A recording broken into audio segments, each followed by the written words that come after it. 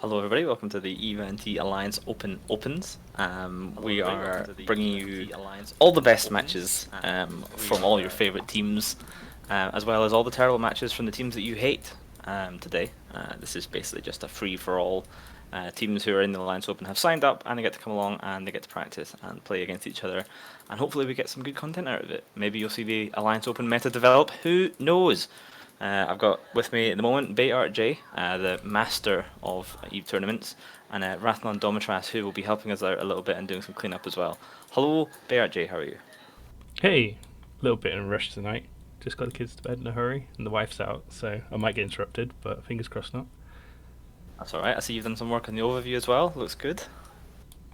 Yeah, should look a little bit cleaner now. So we've got brackets in space, so by popular request last week I asked, people asked for brackets always on, so you can see the ships constantly, the names and the ship type. That might mean it's a little bit cluttered. We'll see how it goes. If it looks terrible, we'll mix it up, change it next week. But I've gone for a very mild. Oh, look at that! The team's lined already. How cool is that?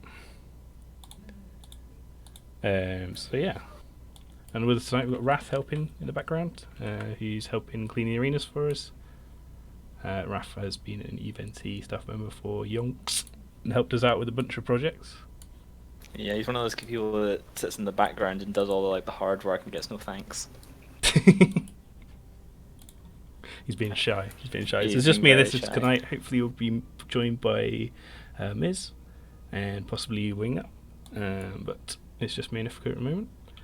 So, See, one team is already dropping a cargo container. oh yeah, very helpfully. Thanks, dudes. Yeah, that Actually, I is forgot to do Tempest that. Council. Well, they're dropping it at 30, so that's not the arena centre. Yeah, right. Let's get these teams. So we've got Novak, the red team. So there's no vacancies. There are wormhole alliances. Yeah. Wormhole alliance on TQ. Yeah. They're, I believe, C5 Pulsar, if I'm not mistaken. Is it? You know them well. Yeah. Yeah. Well, so Novak was a big player in wormhole space for a long time, and then they kind of just vanished, and then they moved down to like a C2 at some point, and then they moved back up to C5. But that's the last I heard of them. But I've been told it's no longer C5 Pulsar in Twitch chat. I don't know what they're doing now. Since I left W Space when we folded to AFK, I'm not actually 100% sure where they are right now. But yeah, Novak are a long time W Space group. Nice to see them in tournaments, so I'm looking forward to see them. Yeah, I'm pretty sure they've taken part before tournaments, although I can't remember really what their success has been. I don't think they have. No? Okay. I mean, I could be wrong, and I'm sure someone will tell me, but I don't think I've seen them in the Alliance tournament before. I don't remember seeing them. The other group that they're playing right now is, yes, AFK did feed the loggerhead to Novak. That was us. The other team that is playing right now is Tempest Calcif, who are Cal Mill role players, and also quite good at PvP. And very good at tournaments. I think they upset Hydra and a couple of other big teams in the last Alliance tournament, which is always exciting. Yeah, really good. They've got a really strong tournament history, and not just the Alliance tournament either. A bunch of other tournaments. So I'm just looking at the ships now. I've got some interesting setups. I'm just getting logged in that second character. I'm going to bring in a bubble, an anchorable bubble for the center of the arena. That's really cool. Bear with me. Thanks, dude. I should have set those up earlier. I forgot again. Alright, I'm sorting it out just now. So, I think we're ready for the first match. We're just going to wait for this bubble. Apologies, teams. So I'm just going to look at these ships that are on grid. So, Tempest Calf bringing the double Rattlesnake, Nighthawk, double Caracal, Bifrost, double Skybreaker, Harpy, Scimitar setup. Is that slightly different from the one they brought last week? I think they had something similar last week, but I think it was a one Rattlesnake, double Nighthawk comp. Don't know if anyone in Twitch can correct me on that, but it looks like a pretty solid shield comp. 2 Skybreakers again. Templates liking these 1-point tackle ships. Yeah. And let's look at the no vacancies comp. Is interesting actually. I don't think we've seen. Have we seen a Balgon set up yet in the opens? I don't think so. I'm I'm surprised, to be honest, because as we know, the Balgorn is a very popular ship in these particular formats. I can't remember what the point difference between a Balgorn here and a Balgorn in the last Alliance tournament is. Perhaps you could enlighten. Is it the same, or is it? Yeah, same points value. So they are strong ships because they've got like extended web range and extended bonus newts as well. So they're really good control setup. We've got Absolution, Harboring Navy Issue, Double Confessor, Zealot, Retribution, 2 Crusaders. Interesting choice. Now I made Interceptors 1 point to help with the fact that we've shifted from a maximum of 1 or 2 of any ship type to 3 of any class, and I felt that it made it hard to bring strong support, a little bit hard to bring strong support setups, so I made a couple of these sort of lower end ships a little bit cheaper just to help out with that. Since they're kind of capped at 3 of any type anyway, it didn't feel like it was going to make anything too imbalanced. So Double Crusader is interesting. So I'm going to get the countdown going for this one, I think, since they're sitting there ready waiting. We have the bubble there now in the centre. Awesome, thanks, dude. Okay, so I mute myself while I do the countdown because my keyboard's really loud. If you want to go through what positioning of the teams are. Yeah, so now that I'm focusing again, let's have a look. So we have the Novak team of Warp 10 pretty much all at 30, except for their Zealot and Aneros at 50. It's a strange one. I understand the Aneros, but Zealot, that's a bit weird. And then on the Tempest Calcif side, they've come in a couple of people at around 20 in Skybreakers Harpies, and then their big stuff a little bit further out, and finally 2 Caracals and a Scimitar sitting at 50 kilometers.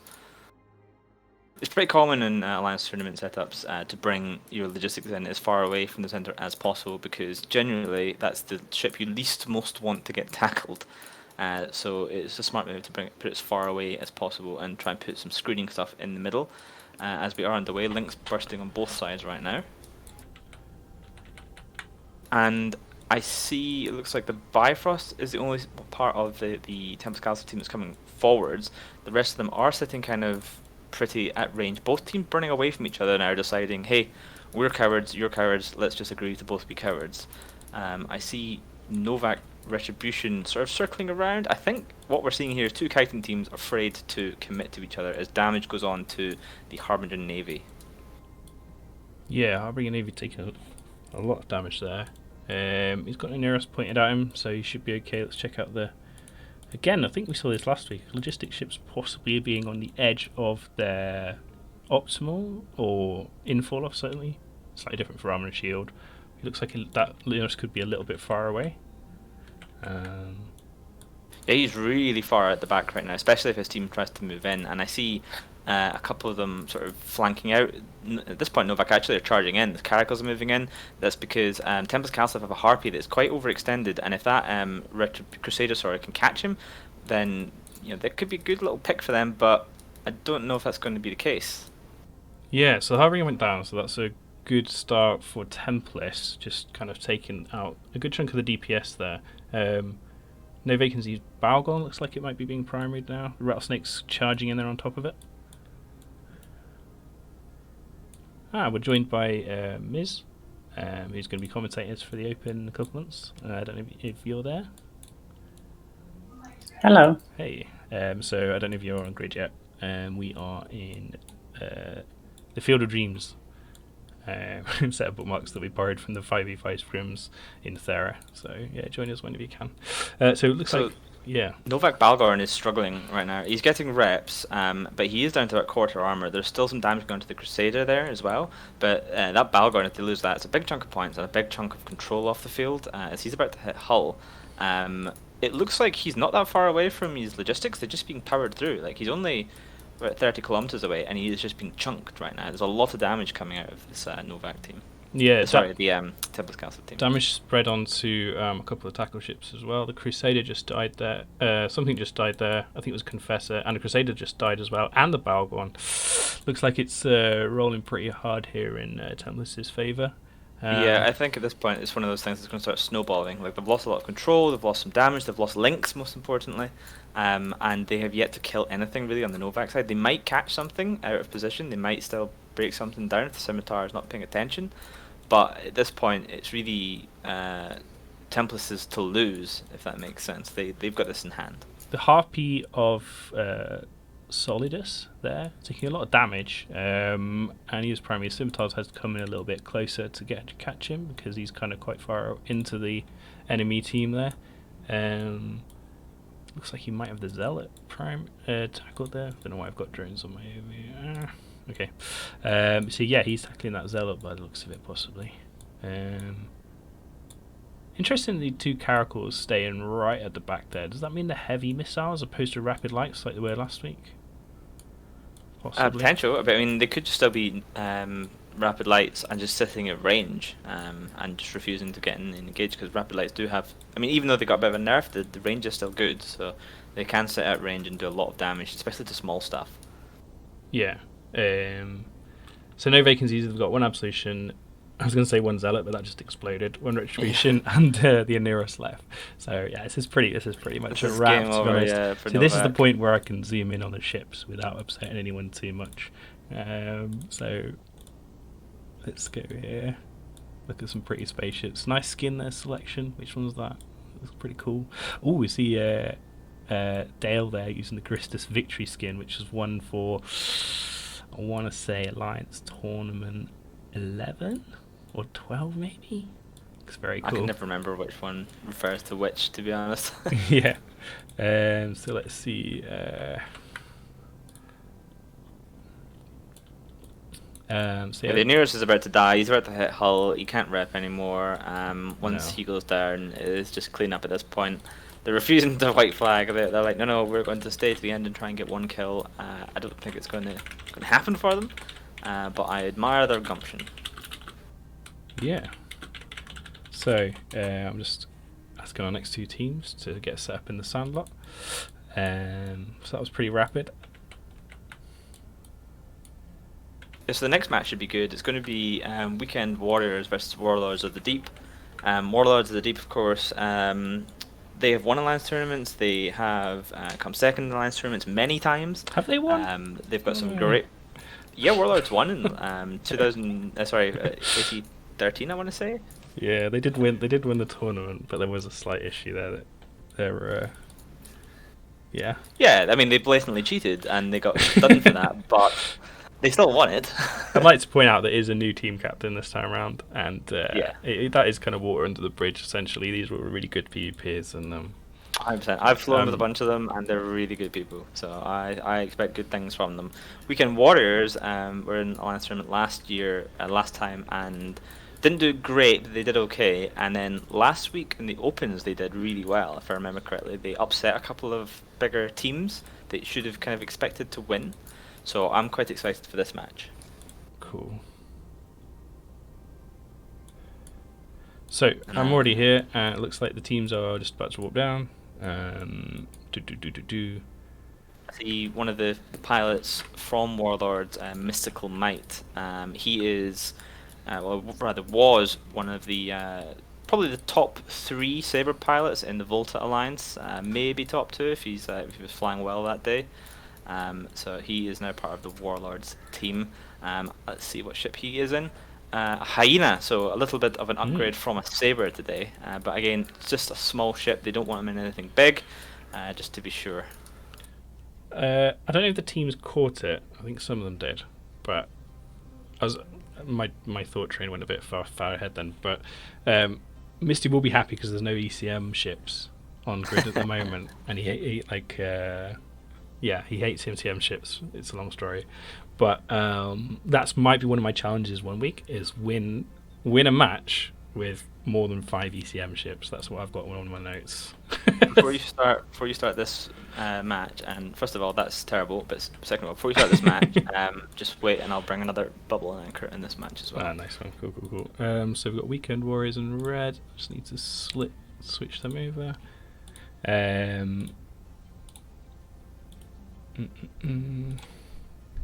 So Thank you to our sponsor, by the way, Savern Gerent, who's given away some of the ISK for the prizes this week. Bae, do you want to talk about that? Yeah, how did I not mention it? So he's someone I used to fly with in Unspoken Alliance, and he just commented me last week and said I'm over in the stream and I want to donate some prizes. So this week, the winners of each match will get 100 plex donated by Seven. So thank you very much, dude.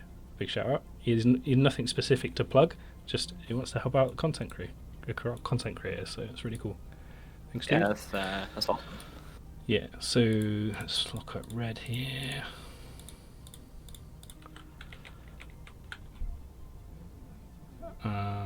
Oh, I forgot to fleet warp my other character. That's really annoying because okay, the screen's gonna go funny now. Last week I was fleet bubble as well. Fleet warping myself around, but not this week. So the production here is a little bit relaxed, shall we say, on a Saturday evening. This is kind of like a fun thing for me to do. So let's get the teams to fight and bring them, show you guys what might be coming up soon. What I can see right now on the Warlord side is they're going for that bonus prize today. They're attempting to win this match using a Rediva for the logistics ship. That's the Tech 1 Triglavian logistics cruiser, and you put out a little prize last week. It was to win with 3 Edencom. Today it's to use, was it Rediva or Azarmazad, I think, was it? So that's both of the Triglavian logistics ships that are currently in the game. I was told that they're going to be terrible in the Alliance Open because they, unlike regular logistics, whose the HP repaired is either at the beginning for shield of the cycle or the end for armor, and it's the full amount. And that's always consistent. With the Triglavian ones, when they apply reps to a target, same way it does with their damage, it slowly spools up. So you rep a little bit at the beginning, and then more and more and more and more. So at their top end, they rep more than a regular logistics, but it takes a little bit to build up, which makes them not necessarily ideal for tournament setting because you want to catch people fast and you want to be able to spread your reps. They only have one. They can fit more than one, but they only get bonus, I think, to one repairer. I've not really used them much myself, so please do correct me. Miz, do you know, have you ever flown one of those? Yeah, I just wanted to add that the main disadvantage of the Triglavian Logi in the tournament setting is that you only got one main repair. You can only fit one of those Triglavian repair thing. You do have drones and you can add normal repairs, but it really limits to how many targets you can rep at the same time. So if the opponents split their damage, then you are forced to pick. You can't just repair both targets. I just realized it's a big decision for the logistics pilots to make there. Now, this is going to be an interesting one because not only do we have the Rediva on the field, Warlords have brought 3 Zealots, and they brought them all in at 50. In fact, their entire team is in at 50. So those 3 Zealots are going into a bunch of Manticores and Jackdaws. So I suspect those Zealots are going to make short work of those 2 Manticores there, assuming they can hit. And with a Hyena on the Warlord side, I don't think that's going to be hugely a problem. So this is probably quite a difficult match, I think, for the Weekend Warriors. But then again, there's a Rediva. I like this setup though. It looks pretty cool. I just locked at the wrong targets there. Sorry about that. That should be fixed. Just double check the stream. Yep, okay, good to go. I'm going to do the countdown in local. If you guys want to talk through the ranges and stuff. Yeah, so like I say, Warlords come in, entire team at 50. Maximum cowardice. The Weekend Warriors, much braver. They've come in sort of smattering at 20 and a couple at 50. Mainly their Manticores and the Scimitar. Countdown underway, links are up.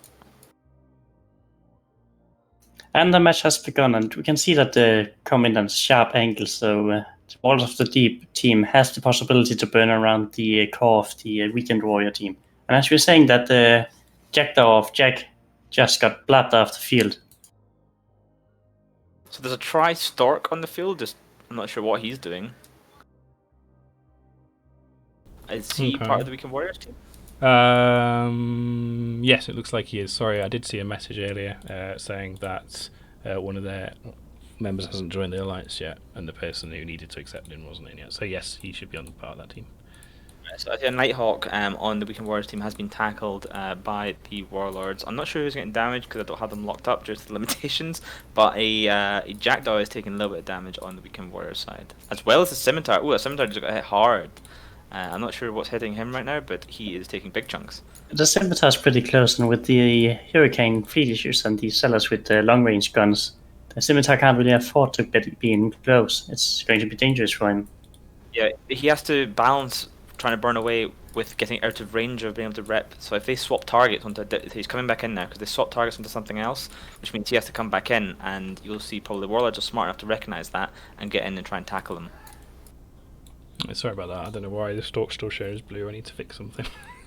But anyway, yeah, it's pretty close so far. At the moment, so only a Jackdaw has gone down. Sorry, now there is, I think that was a Malediction or a Crusader that went down. It's hard to tell at the moment. So yeah, it's still pretty even. Like the anti-tackle wing of the Weekend Warriors is doing all right, killing off some of the tackle from Warlords. But I see that Scimitar now is probably going to die. He's into Hull. He's going to pop, and when he pops, that's basically going to be very hard for him to come back from at that point. Yeah, so still see both teams engaged in a bigger clusterfuck. We got red and blue ships everywhere. And someone just walked off. Oh, I missed that. Azil Was it just walked Zealots? off. Okay. Yeah, I'm thinking maybe he Boundary. Is it Boundary? I missed that. Quite possibly. Let's pretend he did and could play on. Well, he's definitely Boundary now. He's warped off. Yeah. There's a Nighthawk here, low shields. Yeah, the Nighthawk is taking heavy damage from the Warlords team. Yeah, as well, on Dexter on the Warlords team is into armor now. I think this is an armored tank comp, although I believe you can fit a Rediva with a shield. Yeah, that was a disconnect. Very good. Yeah, there was a disconnect which got confirmed, so the match is still ongoing. The Nighthawk there just looks like it's about to explode at the same time as the Zealot.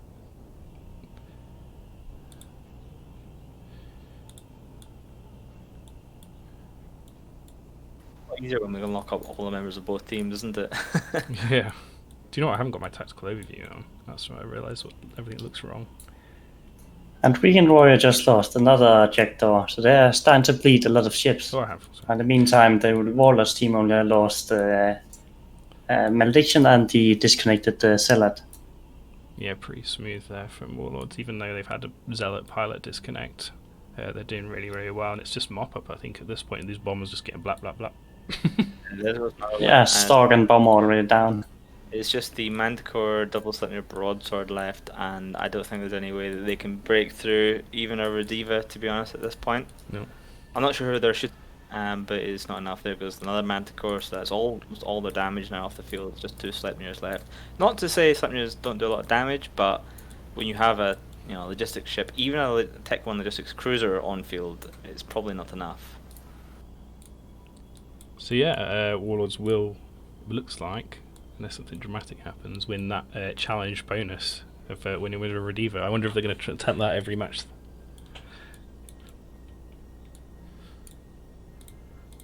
Weekend Warriors have been shown up. I think they've shown up every weekend so far. They're really keen, and they bring some really interesting comps. I think this shield setup is probably one of the most kind of vanilla comps they've brought so far. They tend to bring pretty experimental stuff, I think. Yeah, the setup they brought here is looks much to be a Minmatar Rush setup with just some Goliath ships added in. Mm-hmm. Do you think that's because they're respecting their opponent, as it were, and flying something they're kind of confident that they know the game plan and it has a lot of flexibility and kind of consistency, even if it might not be the end game meta, it's going to be something that's pretty all round good. Well, it can always be a good idea to test different setups to see how they fare in this meta. Yeah. The Rediva might still die. He is in Hull, he is repping, and there is still a Sleipnir and a broadsword shooting at him. It depends or not. I don't know if that. I mean, that broadsword must have tackle on it, but he's in structure. He's right he's next to the Sleipnir, just doing 0 MS. He's not moving. He's in a sliver of structure, and the Sleipnir's getting hammered on. He's gone. Okay. So, I mean, one thing that can Wolf Dragoon now bring it back by himself with broadsword? Quite possibly, but no. So, I mean, one thing Weekend Warriors have got there, even though they've lost it, they have got a Rediva fit from Warlords, which is probably going to be fairly decent, I imagine. So that might come in useful in the future. maybe they'll try the challenge with that fitting now, since the Warlords have won with it. Just the broadsword here to get finished up, and then we'll head over to the Field of Dreams.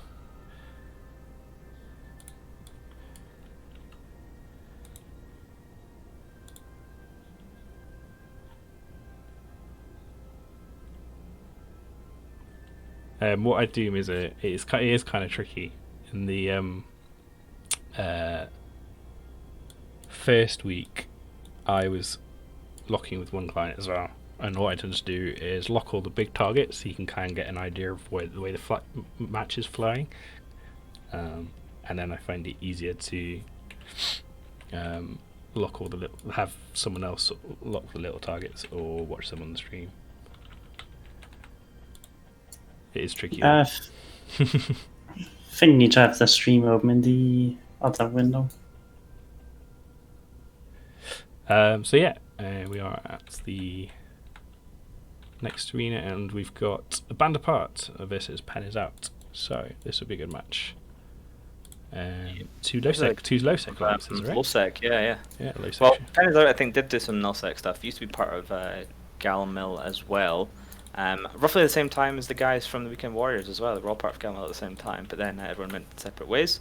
A Band Apart, of course, led by Rix Javix, who did our logo for this, and does a lot of cool stuff on the internet about EVE Online and art and stuff. Yeah.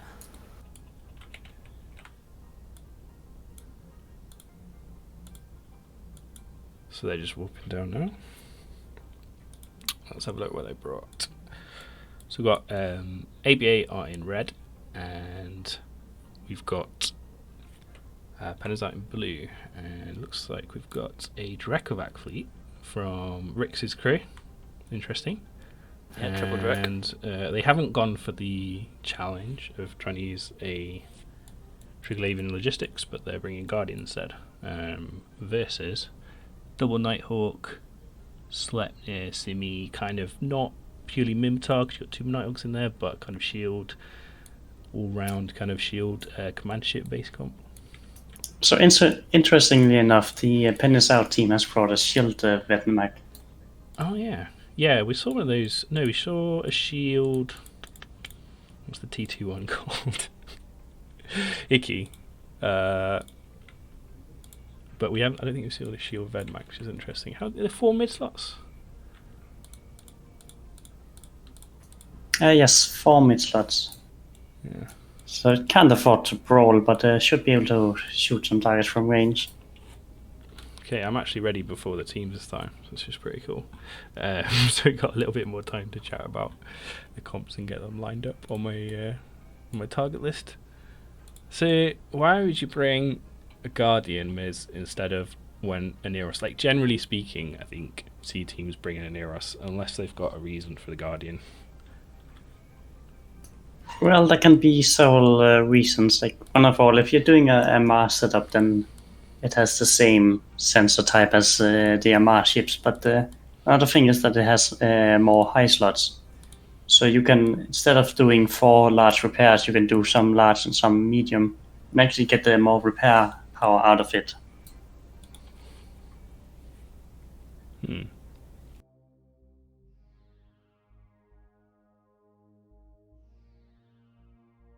So it all depends on small fitting choices. I think we've lost Discord, but he may be back in a minute, hopefully. Thanks again to Wrath, who's hoovering up the arenas behind us and getting rid of all the wrecks and drones and litter, which is pretty cool. It's a dirty job, but someone has to do it. There he is. Thanks, Wrath. So both teams are ready now, so I'm going to do the countdown.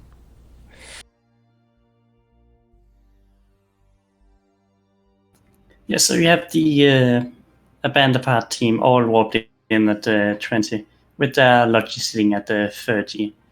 And the Pen is Out team has their core of big ships warped in really close at 10 maybe, and the support ships at range. Yeah, I can't call who's going to win this one. I think the Drekovacs are a lot of points investment, but I think ABA have managed to get a good amount of support, like the right kind of support you need for Drekavax, without spending all the, Yeah, so we see the Penasouth Psi fleet issue burning right into the Abandoned team, and now it's turning around. I thought it was going for the enemy Loki. Yeah. He's deep there, and the Vedmax just getting absolutely pummeled. Its shield is fluctuating massively, so I presume there might be an XL booster on there as well as getting simi reps. I'm not sure. It's kind of fluctuating massively. One of the bombers just got blapped there by ABA, and Rick Javix, Commander-in-Chief for Stay Frosty, ABA, is in serious trouble here. He's got a little bit of armor left. He's gone, so one of the Drekavax is down. That's a significant amount of their DPS gone. Yeah, this is a great start for the Penasouth team, but they do lose the Vedmax. I still think it's a good trade for them. I'm just looking at this Guardian. Look at the speed of him. 1,500 meters a second. That's... No, he's at 1,800 now. That... Thinking maybe that's oversized afterburner? Yeah, either that or just a micro-warp drive. I actually think that's one of the other advantages of the Guardian, is that they have a higher power grid than the Orneos. Yeah, I don't think it worked for him. Just the way that the reason I thought he might be 100 MN afterburner is because he swung out really far then, quite far from his team, and like a lot of his ships are getting reps. I can't see many reps being applied. Okay, he is applying reps now. Scythe issues taking damage, Scimitar's taking damage on the Wang's team. And the second Drekavac, they're struggling to stay alive. There's damage on the Ranis, the Enyo, the Magus, the Mauler. So a lot of work for this Guardian to do to stop this collapsing for ABA, I think. Yes, the Guardian is definitely under heavy pressure to ripping all those targets, and this is exactly one of these situations where the Triglavian Logis would have completely failed. Yeah. You can't keep that many targets alive, but you can do it with a Guardian with all 6 revers you have in the high slots. Devlin there, the Drekavac pretty low, but he is holding just about now. So Wangs have lost pretty much a lot of their support. Their Scimitar's taking a punishment now, which is over there, tackled by, it looks like, the Enyo and the Ranis. So they're blasting into that Scimitar's armor now, which means it's about to die. Unless he boosts like crazy. The Ranis is taking damage though, and ABA just lost one of their Drekavacs. They've only got basically the Drekavac left for Drekavac left for DPS. Wangs haven't got the logistics, but they've got 3 command chips, so they might still be able to just overwhelm ABA here. I mean, don't misunderestimate how much damage an Enyo can put out. Sure. An Enyo is can do 350 DPS if it's turning out it's fit. Depends on its fit, yeah. And I still think that the Penasouth team is ahead, having all 3 of their command ships alive. But as I say, sure. that the Harpy is going down really fast. I'm not sure this overprop Guardian is working out, because it keeps swinging out really far from the things it needs to tackle, which are on the other side of the grid for it. He is applying reps to the Drekavac though, that is holding just about, but he's getting pummeled by 3 command ships. I don't think it's holding. Yeah, there's still a lot of damage on that team. I mean, the Hugin is able to put a lot of control out, the Mauler and the Enyos can do some damage. The Drekavac, when spilled, does a lot of damage, and remember, Penasouth don't have any logistics, so all they have to do is survive long enough with that Guardian, try and save that Drek, and just work through some of these ships. Like getting the Jackdaw down is big, that's a lot of damage off of the small ships. I don't know if the Drekavac is going to survive. The Guardian has got a heat on him, but it's going to be really close. I see reps still pointed at the support ships, which don't really seem to be threatened. I mean, they are tackling the Sleipnir and separating damage, stopping that Sleipnir getting on top of that Drekavac, but I think that Drekavac has to survive. So that Guardian pilot has to work completely overtime now. It looks like all his reps have switched to the Drekavac, and it is losing a little bit of hull, but he is catching reps. He's pulled range now from both the Nighthawks, but I'm assuming, I don't know if anyone can zoom in for me. Be careful if he doesn't pull out of range of his Guardian. He's got a bunch of rep bots following him as well. No, he's down. Right. So now it's a case of, can the Guardian keep an Enyo, Hugin, Mauler and Magus alive before they can kill a Sleipnir? I mean, Sleipnir has a magnificent local tank to begin with, but it's not as good as the Guardian. We're about 6 Well, minutes into the the match. Sleipnir is arty-fit, so tank is not that strong, and they will struggle with killing the small tiers, but I still think the Nighthawks are enough to kill off the DPS. Yeah, can you see what weapon system they've got? I don't want to zoom in because I miss the positioning here as the Nightwalks barrel in, but assuming they're heavy assault missiles, they're not going to apply brilliantly to an Enyo and 3 destroyer and 2 cruisers. I think they are rapid light fit. Oh, wow, okay. That's perfect for them right now. The Guardian does seem to be struggling to keep, his buddies alive under what is essentially not a huge amount of DPS compared to the start. Like, our Guardian should be able to keep these ships alive under 2 Nighthawks and a Sleipnir, especially if it is rapid lights as you say, is all he has to survive one clip and then they're good. Can you see what's chasing that Guardian though? About 10, 15 ECM drones? Yeah, maybe that's why the Drekovic died, you never know. Yeah, quite possibly. And I mean, going fast for the Guardian is not a terrible idea here because he's kind of trying to shake some of those drones. But that could be disrupting him quite heavily as the Hugin's taking damage now. Someone may want to calculate the points now because this could go to time at this rate. 3 command ships is definitely more. Think. Yeah, I might just have to get this spreadsheet out later. Have a look. I should have had that prepared, a calculator prepared, but I don't actually, unfortunately. So I think 3 command ships is winning here.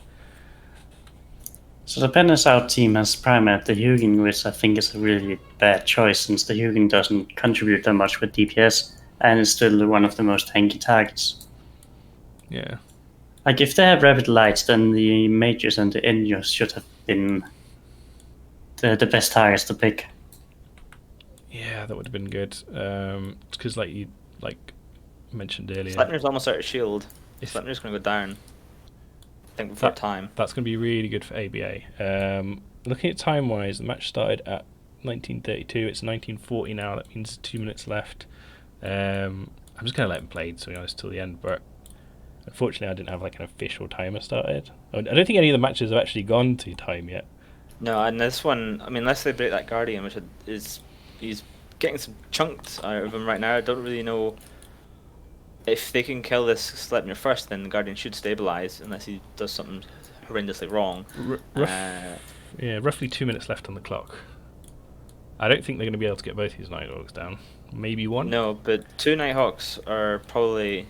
So 17 points each. 17 points each. Someone with better math needs to work this out and tell us who's won here. I think it's ABA. Wrath gets the rules.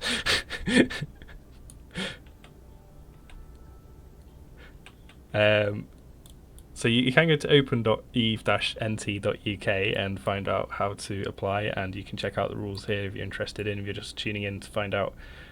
Just because you've seen us in the EVE Online Twitch section, or because you saw the link on Twitter or something and you don't know what's going on, head over to that website and you'll be able to find the rules there. They're very long and lengthy rules. They take a long time to write. Ooh, the Maul is taking in half armor now, and the Nighthawks shield boosting. Mauler might go down, which then might swing the points back over. I genuinely don't know right now who's winning if the match were to end this very second. The Guardian might be jammed. Otherwise, that Mauler should get strips. Guardian's quite far away. I don't. I reckon it's like. Okay, he's catching reps now. Guardian's what, 50, 60k away? 50 seconds. Okay, yeah, less than a minute now. I don't think so. Hugin.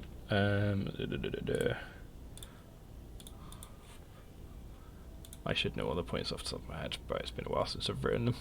So I was going to make sure.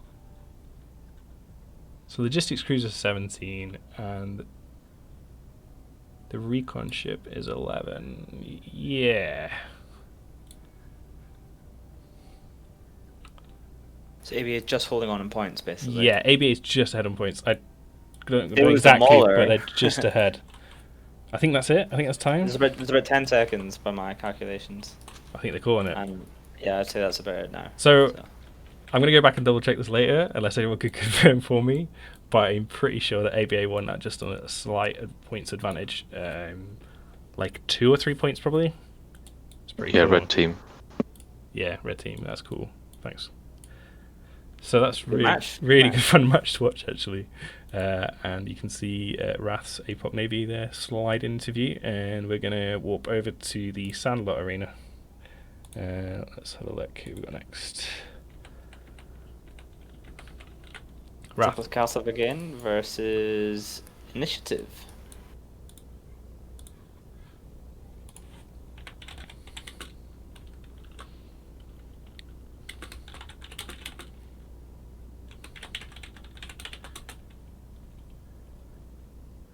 So we see.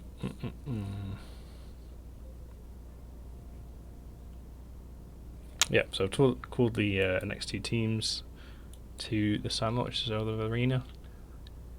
Hopefully they're on their way soon. That was really cool. Do you think there's anything that Pen is out could have done slightly differently there in the last like 4 or 5 minutes of the match? I saw that the red team still had Logi drones out, and that's one thing you can do when you're struggling to break your targets is to kill the Logi drones. Yeah. So Templis. Oh, who's this?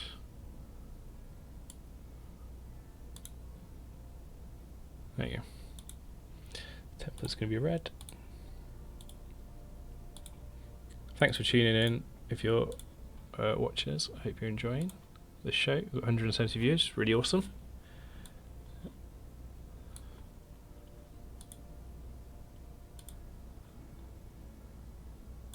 Thanks to Ithaca for linking us on our website.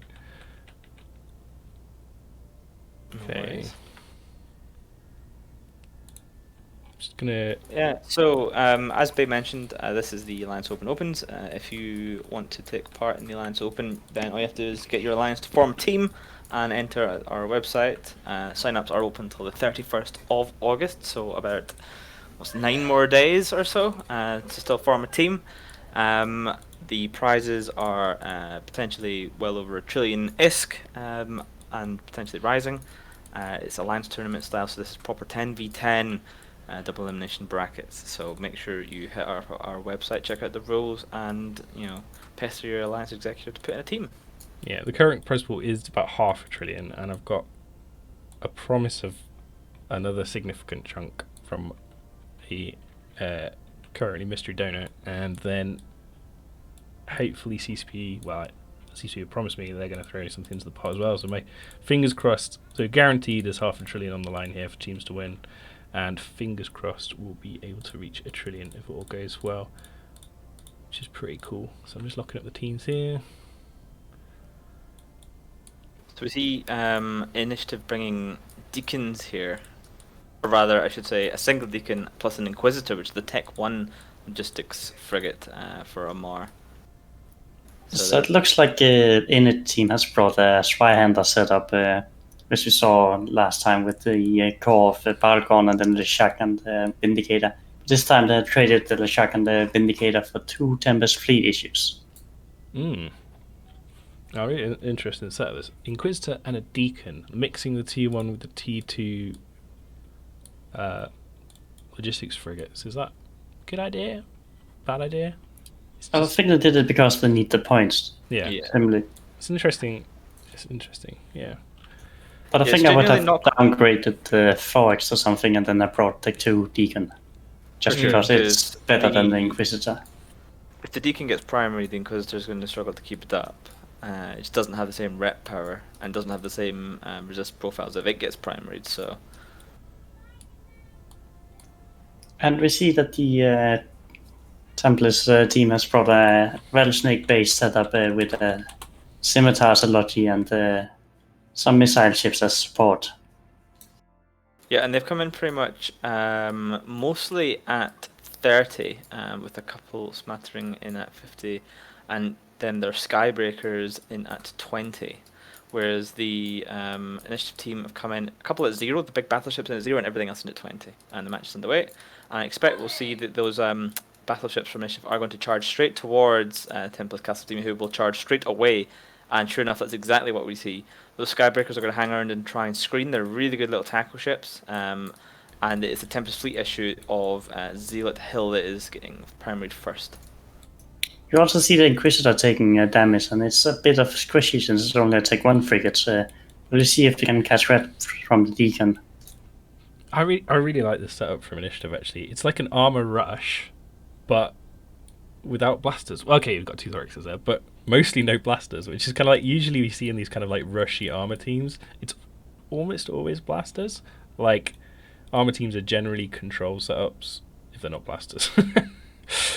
It's one way or the other, isn't it? 2 extremes. Yeah. I mean, well, it's said that, you can get Typhoons, which can be fit in a kind of like nuke the enemy kind of way. Their armor as well. So far, that Inquisitor is surviving. The Deacon has been able to keep him up. There's a lot of rep bots around him as well, which is certainly helping. But they are struggling to keep this Tempest Fleet issue alive right now. Even though there's the combined rep power of the 2 ships, they have to get pretty close, which isn't good for them, and it just isn't enough. The damage coming in from those 2 rattlesnakes, plus the rest of the shield fleet there, just too much for frigates, I think. So the big issue with the Tempest Fleet issues is they have smaller drone base than the Leshak and the Vindicator, so they don't have that many repair bots, and we can see that now as they simply just don't have enough rep power to keep up against the opponent's setup. Yeah, one Tempest Fleet issue down. They're all in on this Rattlesnake, which is hovering around about 30% shield, but there's nothing threatening the Scimitar. Like, there's nothing... I can't see any E-War. Oh, maybe a little bit E-War now. No, that's shield transfer. A little bit of E-War possibly, but there's no tackle near it. There's no drones on it. It's free to rep the Rattlesnake. So Initiative are just powering through the reps of this Simi, which is quite cool. Yeah, but they're not trading well when they're doing it. No. Those Foxes should try and break free and go for the Scimitar. They can't just roll this out without applying the control they have. They are the ones that have the weakest repping power, so they need to utilize their control instead. The Rattlesnake needs to go down before this Tempest Fleet issue, otherwise I don't see Initiative pulling this back. But if they do get this Rattlesnake down, then I think the DPS balance starts to tip in their favour. Yeah, definitely, because that Rattlesnake we put out a huge amount of DPS, and the Tempest Fleets are kind of just not tanking. Like, if they dropped off a Rattlesnake's worth of DPS, you might find that the Inquisitor Deacon are able to actually keep them alive. Now, it depends how good the rep bot kind of discipline is. If they've still got the rep bot sitting on the Inquisitor, then that's not good. They should have them on the Tempest Fleet issue, but that is quite tricky sometimes as well. Yeah. Tempest goes down. Rattlesnake's just dipping into armor though, and he is getting the Scimitar is getting neutered by the looks of it from the Balgorn. So if you stop repping, this is not completely over. Although Initiative did just lose a big chunk of their DPS. Yeah, so this is a huge loss for the Initiative. I don't see them clawing back from this. No. Still haven't killed anything, and they've lost a big chunk of their DPS.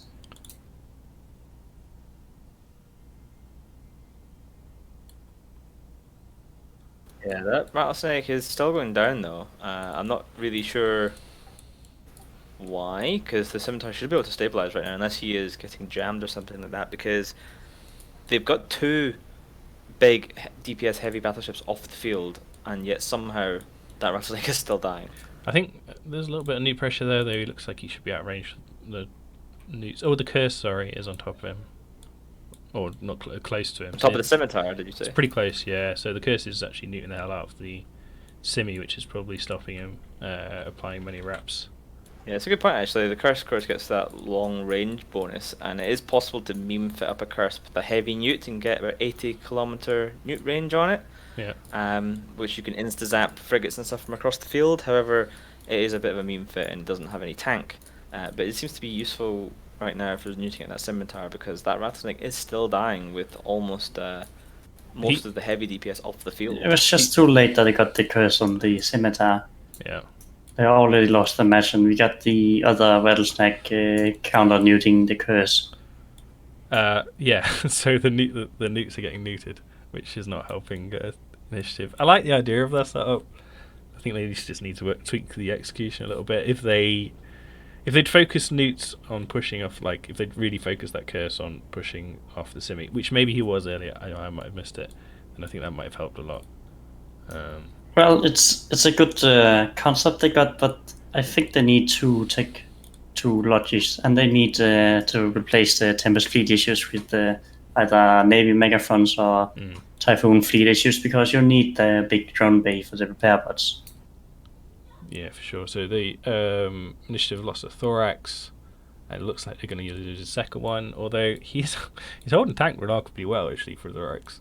The Rattlesnake that they've been focusing on 100% of the time. Well, actually, no, sorry. The Scimitar is taking some damage now as well. He's still alive. Yeah, the Thorax just died. Yeah. So really, the only thing they've got left for DPS now is the Balgorn, really, and the cursed drones. So Balgorn- I'd say that's pretty much it. Balgorn might not even have guns for it. I mean, he probably does. Yeah, it probably does. doesn't, or at least maybe has 4 guns. But yeah, he does have guns for it. He is shooting. He is. He's also wearing one of the best skins for the Balgorn possible, which is the Victory skin. Can I risk a Alliance zoom in? Tournament 14. Yeah. You can tell this one because if you zoom in at its nose, it actually tells you which Alliance Tournament it's for, which is very helpful on the skin. skin. That is quite handy. Don't know if you can see that everyone on stream. Okay, zooming back out now. So it isn't over, but it's looking like It's really over. yeah. Good fights are appearing. Yeah. So the shield is back up to 50% on that Rattlesnake. So Closer, they'd broken that a little bit earlier than it started to tip back in their favour, but trading what they traded just it wasn't worth it. They really need to find a way of keeping those battleships alive. And to be honest, Miz, I think you were right. They need to drop off one of those Thoraxes and get 2 Deacons. So yeah, the teams are just finished up here. The initiative have called the match, so I'm going to warp over to the next arena so we can get in as many matches as we can. So we are going to warp back to Field of Dreams, so hopefully the other 2 teams are undocking now. Just nudge them. It's going to be Weekend Warriors versus No Vacancies. So again, Weekend Warriors, we saw them earlier on, and they went up against Warlords of the Deep, and we saw Novak, who went up against Tempest Calcif. Both teams still looking for their first win today. So I'm excited to see what both teams are going to bring here, especially if any of them go for the bonus points.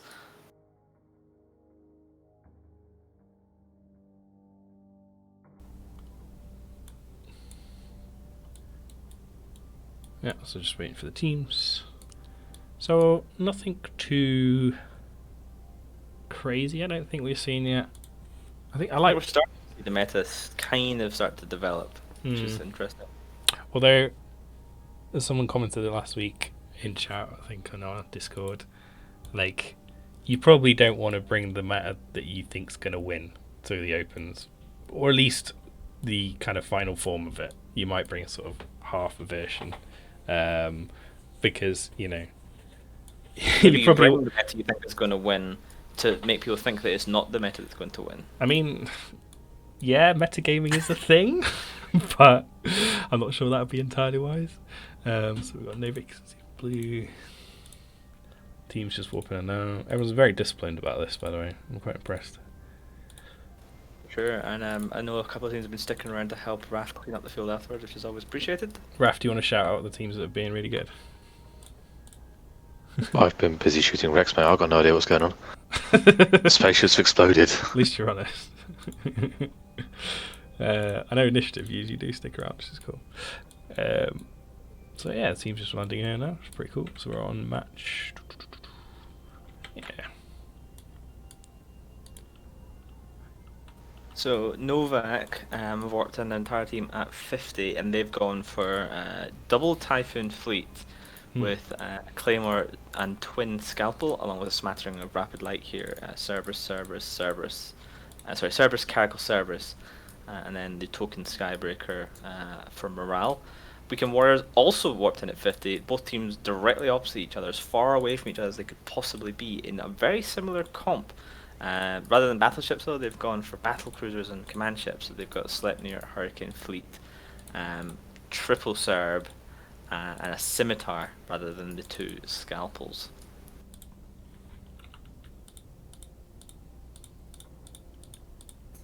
Yeah, so Weekend Warriors setup is sort of a fly killer setup with the artillery Sleipnirs and the rapid light cruisers. So they'd be really good at the killing of support ships, but the warping range may be an issue for them since everyone is so far away.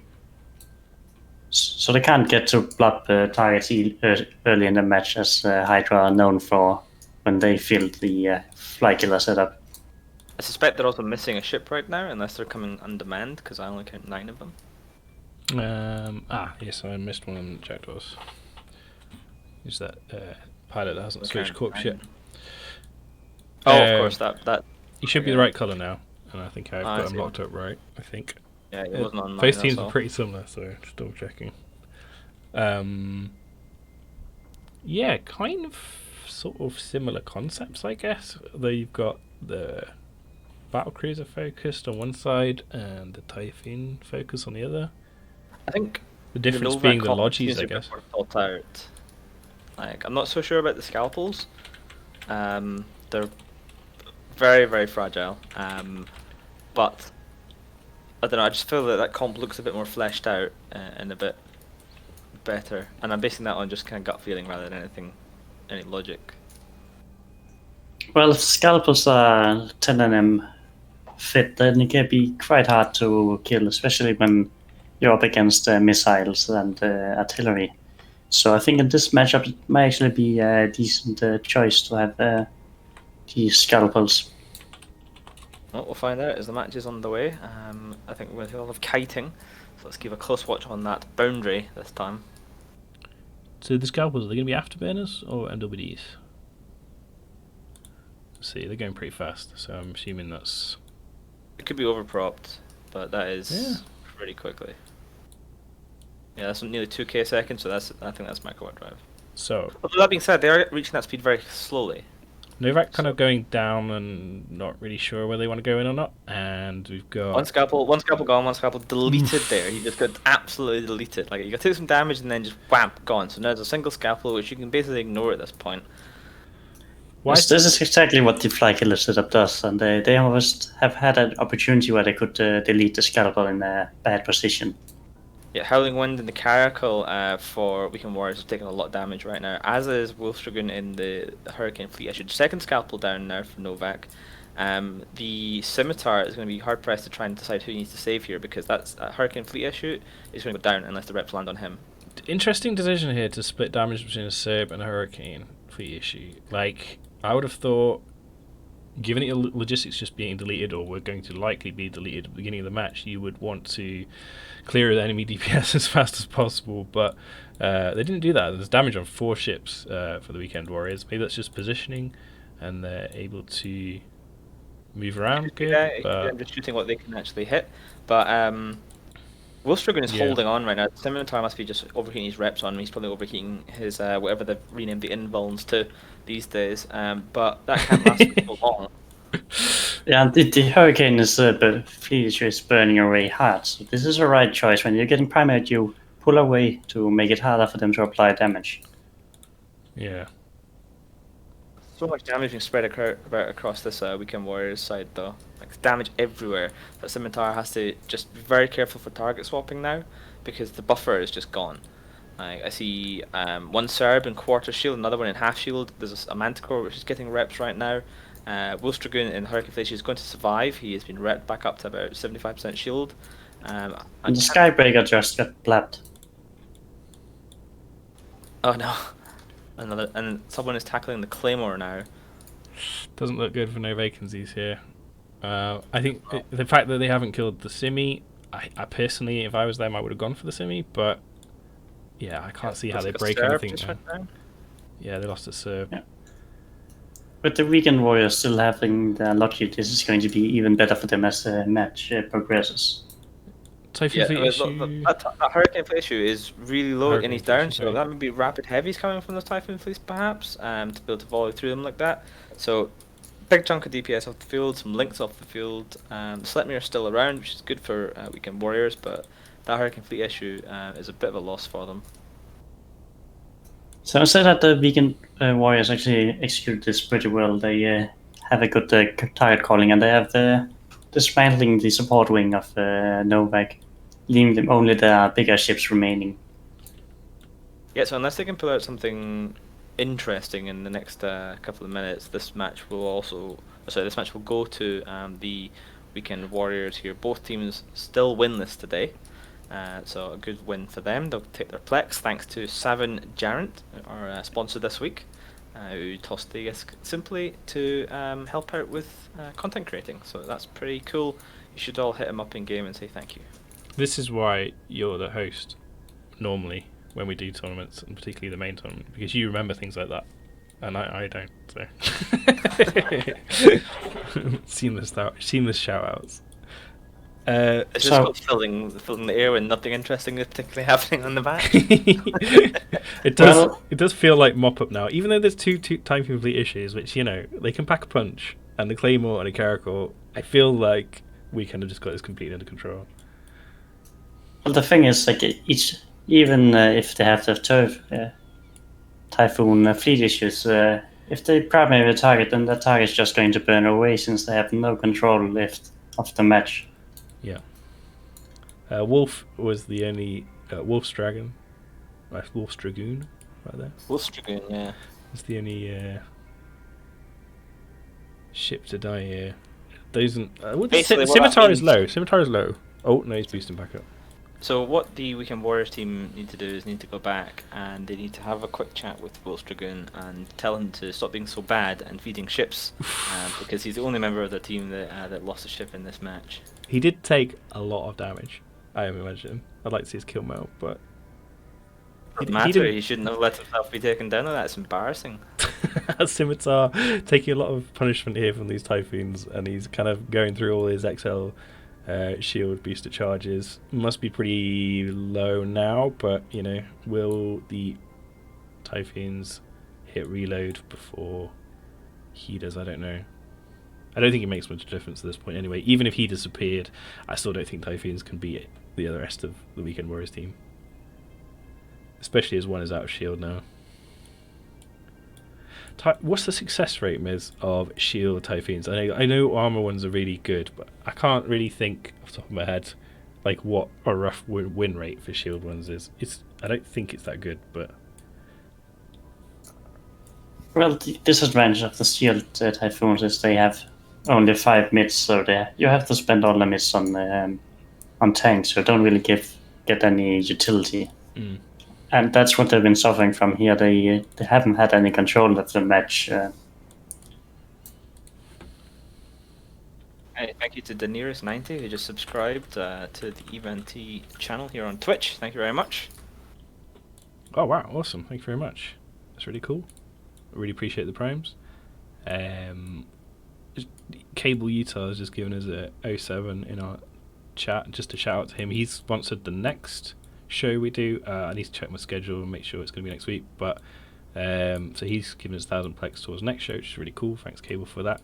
And just shout out to the fact that he often has lots of faction Titan and Dreadnought blueprints available, so if you're in the market for a shiny faction Titan, what is it, the Gristus Blood Raider, yeah, you just have to thank the developer of his loot script there. Yeah. So yeah, you can often find him selling them on the forums. He's a bit of a monopoly on those at the moment. So don't think it's called officially, is it? No, we're still fighting.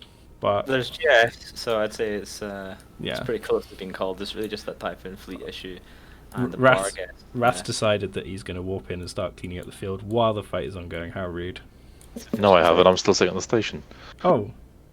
Who's that then? Ancient Lexi. Get off the field. It's not over yet. He's come to help, I think. I guess he's just helping. Yeah, he's just helping clean up the field, I think. But yeah, he's been on every site with me. He's been helping out. He did come out commentate last week, and it was very cool of him. I thought he did a good job. First time commentating an analyst. So yeah, appreciate the support. You can come out on comms if you want to, if you're listening. Right. I'm warping across the other arena. Let me just call in the other teams.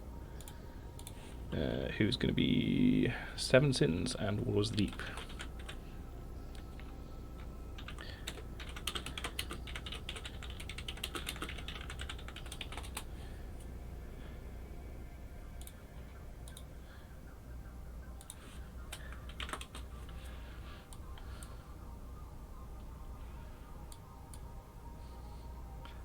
just because like he doesn't like being talked about apparently. So I'm just going to also mention that Cable Utah is, I think he's won every one of the Abyssal Proving Grounds events that he's been submitted yet. Doesn't get out of the house much. He's won the so he won the TV2 one alongside Umil and TikTok, I think, and then he won this the Destroyer one as well, and he won the Slicer one, and I haven't checked today, but I'm guessing he's still at the top of the leaderboard unless something's changed. I haven't checked today actually. I'm surprised he has time to watch our stream since he has to farm all those matches. Cable. Thanks to Wars of the Deep for staying in the right column, so I don't have to change their color on the overview. Much appreciated. So we've got them landing at the Sandlot now, along with Seven Sins. Remind me, we talked about this before. Seven Sins, the Minmatar, is that correct? Or am I wrong? I think they're in the Cal side of Okay. it. I don't know which side of that. I don't think they're actually in one of the militias, but I know they used to be based in Ishimilkin in the Citadel, and that's from the Galente Caldari. That's where you Warspace. used to hang out with the bastards there, right? Yeah. So they actually lived in the same system as us for a while. We had a bunch of fights with them actually. So, Warlords are going to complete the challenge again. The only team to attempt it yet, and they've won one match with a Redivo. They'll bring another one here. They've got a starter this time, though. A slightly different setup, am I right? Yeah, it's a different setup. They didn't have them started last time, so that should be interesting to see. I mean, Astarte is one of those ships that you can fit up on paper to be really, really, really good, but you can get it wrong so easily. Like, I'm pretty sure you can get like a 2000 DPS polarized Astarte, for example, but that doesn't mean you should bring that.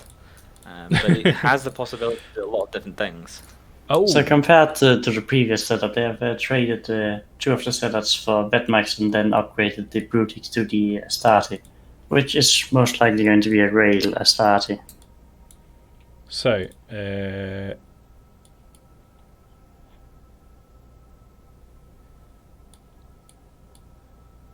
I've got real Garmin question mark. What? I don't know. Sorry, I was just looking at local. So we've got a Tinker on the other side. No, wait. What is this? I was assuming they were bringing more people in. It looks about 100 points actually. I think it's just like an all-in 6-man shield. Hit them hard, and we don't need no support setup. That can't be the right amount of points, surely. I mean, Double faction battleship, 2 Cerberuses, a Nighthawk. That's quite a lot, and then they've got a Drake in there as well. I'd have to double check to make sure it's precisely 100, but it's close to it. Maybe they didn't have enough dudes today, and they just decided to experiment, which is fine.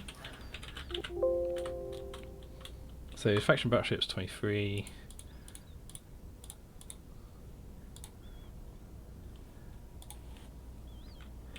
I'm just going to do the countdown while you guys figure out the points. I don't know. I'm assuming if they're not bringing any more people in and they're saying ready and local, then that is indeed 100 points. Yeah, okay, let's do it. Let's just check it looks alright on the stream. So yeah, if you're watching the stream and you don't see all 20 targets locked here, that is because this is a 6 versus 10, which is illegal. You don't have to field 10 pilots. I've considered making it a rule for this that you have to field 10, but that kind of makes certain setups impossible, and I like it when teams get creative. We'll see. Red team is 98, by the way. 98. Okay, so they're coming Okay. 2 points under. So all the Warlords team have to do is just kite away and do nothing, and they win by default. However, I hope they don't do that because that'd be horrendously boring. The countdown is underway. Miz, what do you think is going to happen here? You're going to see Warlords kill some Galdari ships. To the point. I like it. So the match is gone. And I think even though the Cerberus and stuff are going to apply really badly to a malediction, then AP is going to try hard being Cheshire and feathering them all. AP, of course, is one of the pilots who I think he came like third in the TV2, which is definitely the most hotly contested. Damage being spread across. Mystical Mountain Hyena is in trouble right now, as is that Hurricane Fleet. Actually, there's a lot of DPS coming out of this the Seven Sins team here. And they haven't taken too much punishment yet. I'm guessing that's rapid light missiles from the Serbs that are just really punishing that Hyena. As the Rattlesnakes just go really hard on this Hurricane. Looks like they're going to fit first kill. Yes. Oh, there we go. That's the Hurricane. That's a good kill, actually. That's a decent amount of DPS off the field. Now, the Drake is still in half shield. The only thing I can think is maybe they're not even remote capping each other. I thought perhaps they were going to remote cap each other and have massive local tanks. But they might just be pure buffer max DPS here because lots and lots of stuff happening right now. And a Drake is tanking the entire team with no logistics ship. So I think this I guess not for much longer. This is a scenario where having a Rediva is not good because yes. Rediva did not get time to spool up on that Hurricane very long before it just got hit by 2 Rattlesnakes worth of DPS, which just, obviously Second Hurricane Fleet is about to go down as well. I wonder, I'd like to hear Warlord's comms right now, just in case they're getting a little bit concerned. Miz, I think you might be wrong. I still think they're going to win it, but they may have not expected this amount of DPS, and the Rediva is really biting them in the tail now. Hurricane Fleet is about to go down. He's in Sliver of Hull. The Rediva is just not doing anything. There you go. So he's down as well. So what's the next target now for this team? It's probably going to be in maybe the Astarte. We got Zealot. I'd go for the Astarte just because those Rattlesnakes going to hit it really well, and they need to. If they can clear the Astarte with a DPS, that only really leaves the Zealot and the Vedmak. Oh, I guess 2 Vedmaks is still quite a lot. Could go either way. The Nighthawk is in 50% shields, and that is more than likely going to have shield links on it, which are critical for these Rattlesnakes in terms of like the amount of EHP they're going to have. There's a Vedmak that's currently getting primary, then he's going down pretty fast. Yeah. So it looks like the Rattlesnakes are torpedo fit. Oh, so surprise tornado! I like it. This is why I love tournament play, because you see like surprises like this just put a smile on my face. So the torpedoes just somehow applying very well to Hurricanes. Yeah, the second Vedmak's now taking damage. The Rediva's taking some damage. That Nighthawk is just holding on. Are these just like max buffer, max DPS fit or something like that? Because they're not really moving. Do you think? And they're just not dying. Do you think this is an intentionally static setup from the red team, and just like the idea is we just use the extended range of the Rattlesnakes? Well, no, the torpedoes they haven't really got. Maybe it's just like a bait play. It's just like we haven't got a Logi. Come on, rush us, kill us, and then they just sit there and have a ton of EHP that takes ages to chew through. The Rediva's in trouble. The Vedmak is getting reps now, so the Rediva spilled on him. If they can kill that Rediva before this Nighthawk goes down, that's a good position for the Seven Sins team right now. I think so. And it seems so close. He's repping. The Rediva is repping, and there's probably a bunch of rep bots on him. In fact, there is look, I could tell you a lot of rep bots on him. There is a lot of rep bots on him. Definitely. And the Nighthawk's going to go down. He is through his shield buffer. Come on, I really want to see this Rediva die just to make this even more interesting than it already is. Nighthawk down, Nighthawk down. Rediva almost in hull. Oh, it's so close. So I think the Rediva's still going to go down. He doesn't have enough charges left. He's out of his ASB. There he goes, into hull. Very low hull. He's gone. And pop. So now it's just 2 Rattlesnakes, 2 Serbs left. Against the only DPS really is going to be those 2. That 1 Vedmak, sorry, the Zealot, and the Astarte. That's all they've got left for DPS. And they've got no Logi. I think I like Seven Sins to win this. I think so too. I think this is fantastic. I mean, those Serbs really can't get caught though. I'm assuming. They will. Because you've got 2 maledictions there, and the Hyena. Yeah, they're going to get caught, and the Vedmak and the Zealot are going to punish those Serbs really hard. And presuming the Astarte is rail, he will too. So I think the Serbs are going to go down pretty quick, but can the rest chew through 2 Rattlesnakes? I don't think they're going to go down quick at all, because they've all been going down really slow regardless, even when there was more DPS in the field. And now the only DPS left is an Astarte and a Zealot. As the light tackle is just getting chewed up now by these Serbs. Wow. That's a bit of an upset right there. Yeah, I'm just speechless. And I feel like... Come on, Miz, break it down. How did this happen? Can someone clip Miz saying that we're about to see a bunch of Kaldari ships get killed? I'm gonna call. No, I'm not. So that is about halfway into the match, 6 minutes into the match.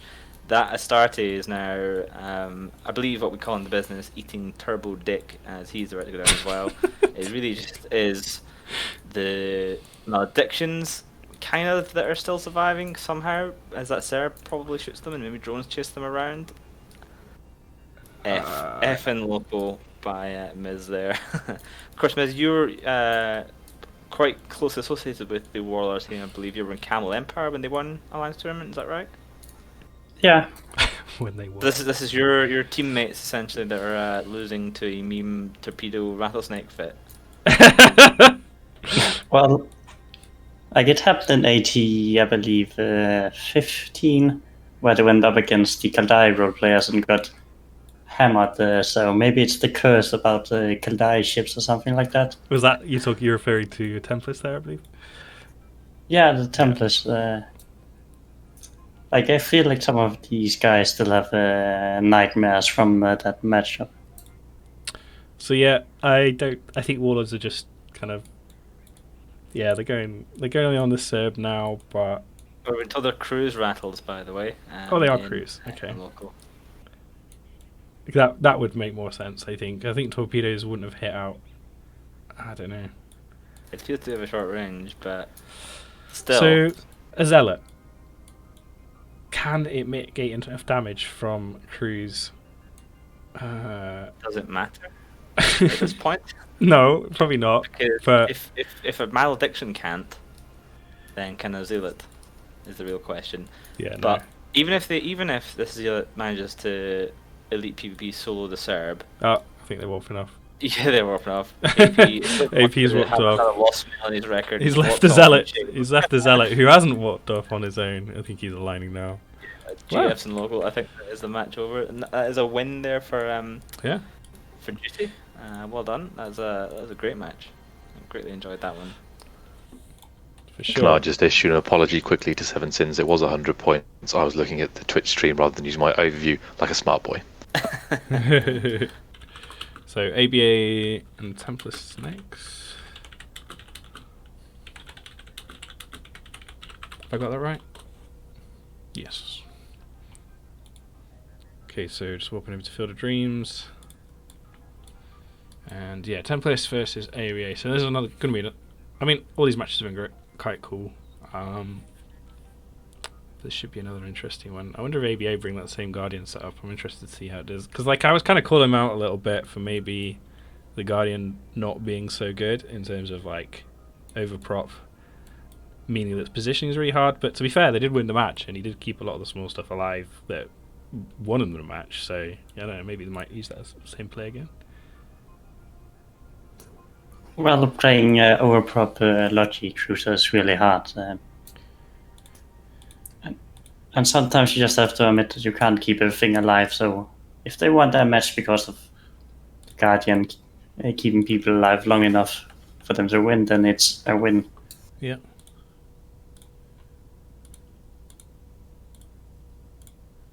I love the fact that a no Logi 6-man comp just beat Warlords. I'm sorry, I'm still getting over that. I mean, to be fair, they were attempting the challenge of using a Redivo, which is, like we discussed earlier, not an ideal tournament ship, I think, unless I'm missing something. So they were trying something tricky as well. But if they'd had an Eros, do you think that would have gone differently?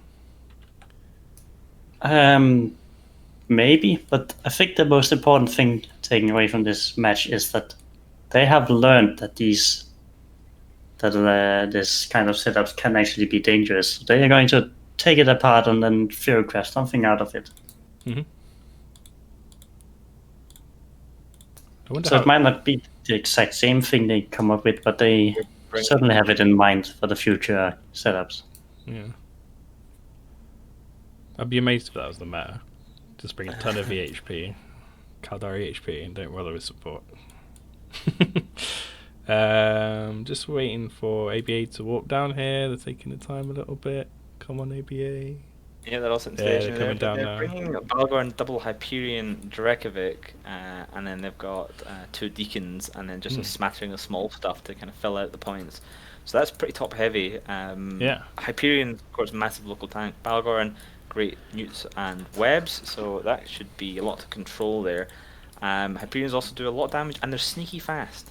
And if they come in at 50, I'll be interested to see if they go for the MJD play. ABA whopping down here. Looks They're like 0. yeah, they're coming in hard. Okay. Both teams in pretty close actually. The furthest away is just those 2 Caracals sitting up at 50, and that Scimitar. Everybody else is at 30 or less. Yeah. Templar's not being shy here with the rattlesnakes. They're not putting them at the back and kiting off. They're ready to brawl, and I think they're going to have to here. Yeah, this is a really good warp in for the ABA team, since they have blaster ships and they want to be in the face with those ships.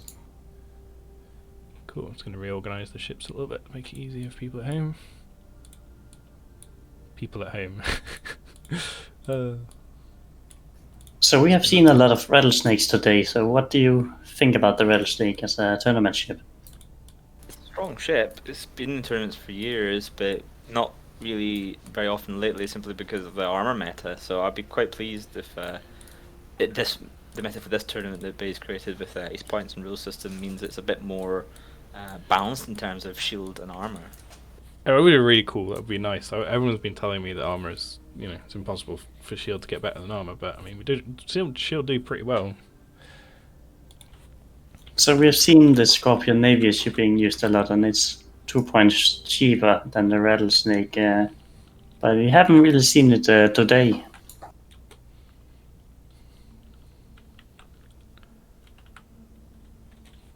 Okay. And the Scorpion Navy is one of the ships that probably the closest comparison with the rattlesnake, even though it's pure missile.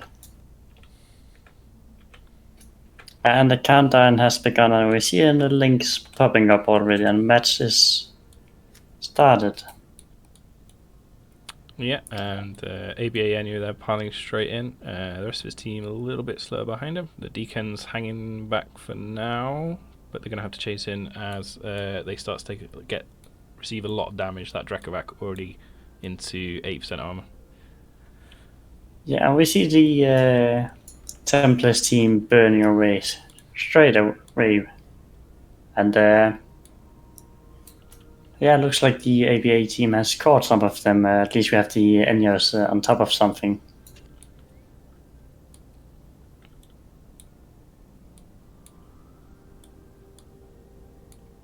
And we see the Dracovic of Fane taking heavy armor damage, and meanwhile, it's not really much damage on the Templars team yet. But we see the Bifrost and the Rattlesnake starting to take shield damage. Yeah, so it looks like it's all about positioning at this point. So those Hyperions have just about reached the Rattlesnakes. So it's just going to be a case of getting right on top of the one that they're shooting and applying as much DPS to that as possible. The Drekovic of ABA is got reps on from the Deacon, plus a whole bunch of rep bots surrounding them as well. Deacons, once they get on, are actually really hard to kill. They've got some of the smallest SIGs in the game, but that Drekovic is still going down faster than that Rattlesnake is. Yeah. Thing is, if they can keep the Drake alive long enough for the rapid missiles to hit reload, then they have a really good chance. And we're seeing that the Rattlesnake is actually getting a low shield as well, with the 2 Hyperions on top of it. And you have to keep in mind that ABA team was a bit behind when it came to applying DPS, but now that they're on top of them, they can apply it all. And as I said, that the Dracovic just went down. Yeah, that's not ideal for ABA, but they still have quite a lot of damage on the field. If you 2 Hyperions, is Well, the Balgorn is taking a lot of damage right now, and the Deacons are going to have to get on top of him and rep him. The Rattlesnake is dropping faster now than he was before. I don't know, maybe the newts of that Balgorn have started to play in, either for his local tank being turned off or the Scimitar being shut down a little bit now. But they really need to kill that Rattlesnake before they lose this Balgorn, because that would be a huge amount of control, projection, and damage off the field, trading for nothing so far. I do see newts and I think a little BV war from the Pontifex going on to that Scimitar, which might be giving him problems, but the Rattlesnake is still getting repped up pretty handily, as Devlin is hovering around about 50% armor in the Balgorn. Yeah, so the Scimitar sitting out at range without being disturbed at all by Ewar. There are new effects Right. on that Scimitar, so he is getting muted from that Balgorn. The Balgorn is dropping further down, so he is being repped up fairly well by these two Deacons, but I'm pretty sure it's just not quite enough. He is dropping a little bit further every time. It's probably going to have to turn off heat soon, if not already, and that's probably going to be what makes the difference right now. And that Rattlesnake is still surviving in about 40%, 30% shield, and now that Balgorn is bleeding hull. What I want is the Rattlesnake fit that Templars is using, because this reminds me a lot of the last match where Initiative just sat on this Rattlesnake the whole time trying to kill it, and they couldn't. So they've got really tanky Rattlesnakes. It's so close. Like, if that Balgorn can stay alive, no, he can't. No. A few cycles longer, I was going to say. Rattlesnake's But that armor. Rattlesnake is now eating crap as he goes into armor. Will he start to stabilize now with the newts off the field, or can those two Hyperions still punch through the resists and the reps of that Scimitar? I don't know. I don't think it's looking good here for ABA. Is that Rattlesnake's getting higher and higher in its shields, and now they're kind of like, do we switch target? Is it too late to switch target? Do we have to just stay committed to the Rattlesnake? And the fact that they couldn't kill that Rattlesnake with a Balgorn on the field doesn't feel good for me, for them killing it at all now. Well, once again, we're seeing a big stack of repair bots repairing that Rattlesnake, and it's really something team have to keep in mind, that repair bots are really strong even if they attack one. If they had a smart bomb on one of these Hyperions, they could have smart bombed them off and then might have broken the Rattlesnake. Mm-hmm.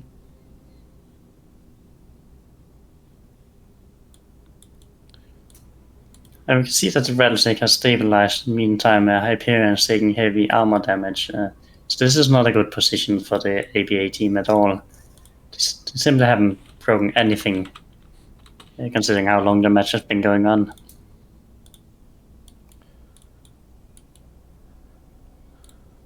Scimitar taking damage now, though. Let's see, have a look. Sorry, I was just doing a little bit of admin there on the side. Scimitar's taking damage, and he's caught by both the Anyos, which are chewing through it pretty fast. I think, as Ithaca mentioned before, Anyos can pump out like 300, 350 DPS, depending on how they're fit. And those applied, those small blasters will apply very well to a Scimitar. Yeah, this is really good target calling for the ABA team, and might be the only chance at getting back into this match. Having the assault riggers being really fast and mobile, but still have a high DPS, they are ideal for situations like this. The question is if it's enough for them to actually win the match.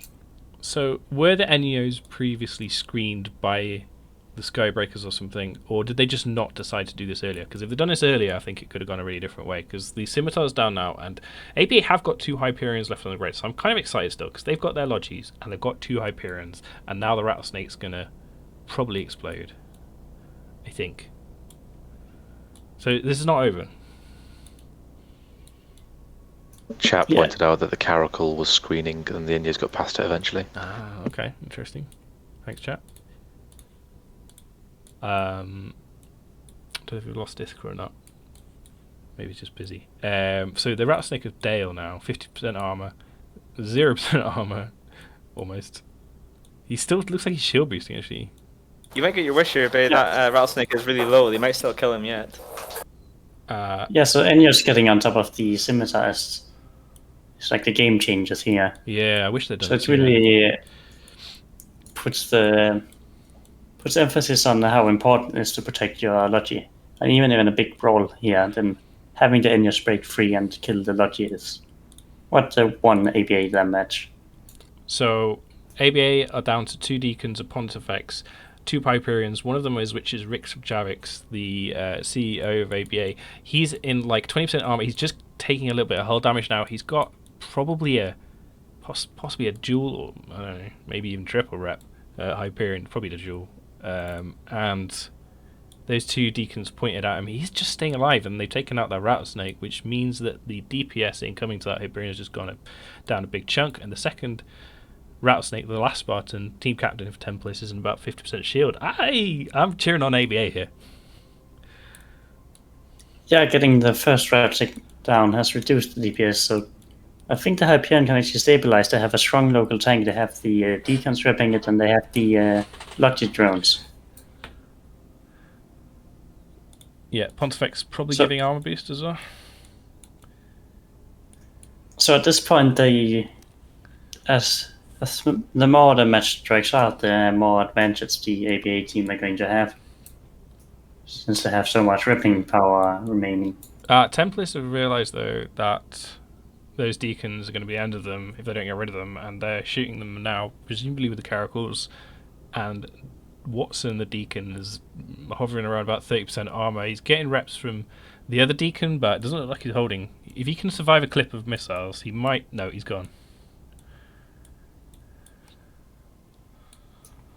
Yeah, but I'm not sure if this is going to be enough for the Templars team to actually win this. Just they'll have to break the local tank of the Hyperions while they're about to lose the Rattlesnake. I have got confirmation that Ithka, his headset is tackled by his new kitten. So Yeah, that might be why he's she's being quiet. Absolutely mental around. She's in proper play mode right now. two deacons down now, so that's just the Hyperions left. If they manage to get this Rattlesnake down before that Hyperion dies, and if he can still rep, and this is still not over, but it's close. There's less than a minute left. Less than a minute left. And ABA, he's cracking matches. So last Spartan in Hull, and Rix Javix there in about 30% armor. Okay, Rattlesnake's dead. Which way does this go? I can't tell. I think this probably goes in Templars' favour in points wise, but I need to double check. Raf, get your calculator out. If Rix can hang on, they might have a chance. Oh, they're on top of the Nighthawk. Can they kill a Nighthawk in a minute? Maybe. 10 seconds. Yeah, they're not going to break it that fast, so No. even it's a strong attempt to win, but it's just not enough for them. So we're on points. Somebody the points for me. 2 battleships. That's their 19-point piece. I think this Actually, this it goes might to be ABA, enough. doesn't it? It goes to ABA, I think. I need to double check, but A Skybreaker 1 point each. The Bifrost is 5, I think, and the Caracals are 4. Nighthawk is 19. Yeah. they were warping off before I can work out the points. Yeah, okay, Dale's called it. Thanks, Dale. He was paying attention. So ABA did win with 44 points, beating Templars, who had 33 left. Epic match. Shout out to ABA for coming out strong in their first Alliance opens. No, I didn't expect that. I don't think anyone did, given how strong Templars have been performing with that Rattlesnake fleet. It is a very nasty comp. Yeah. So we're going to warp over to the Sandlot, and we'll call in initiative and pen us out.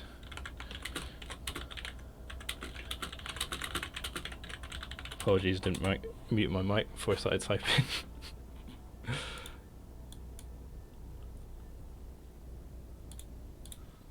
Shout out to Rix Javix there, tanking like a boss at the end.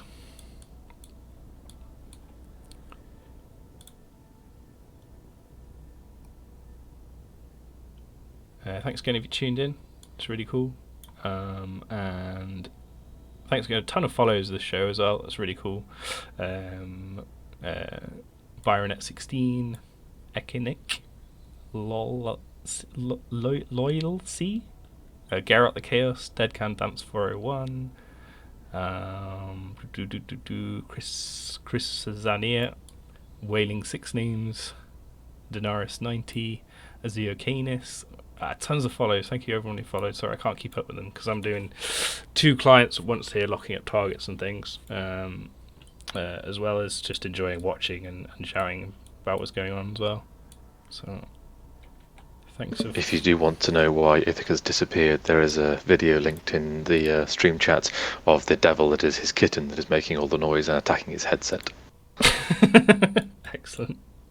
You're running between every room and just causing havoc right now. She's in a very playful mood.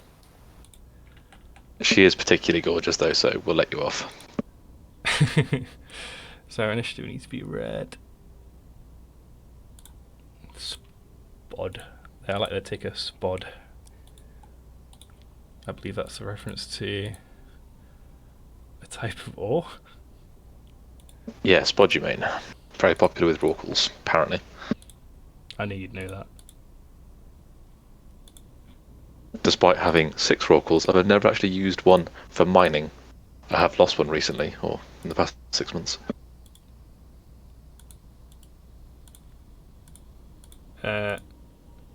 What am I doing wrong here?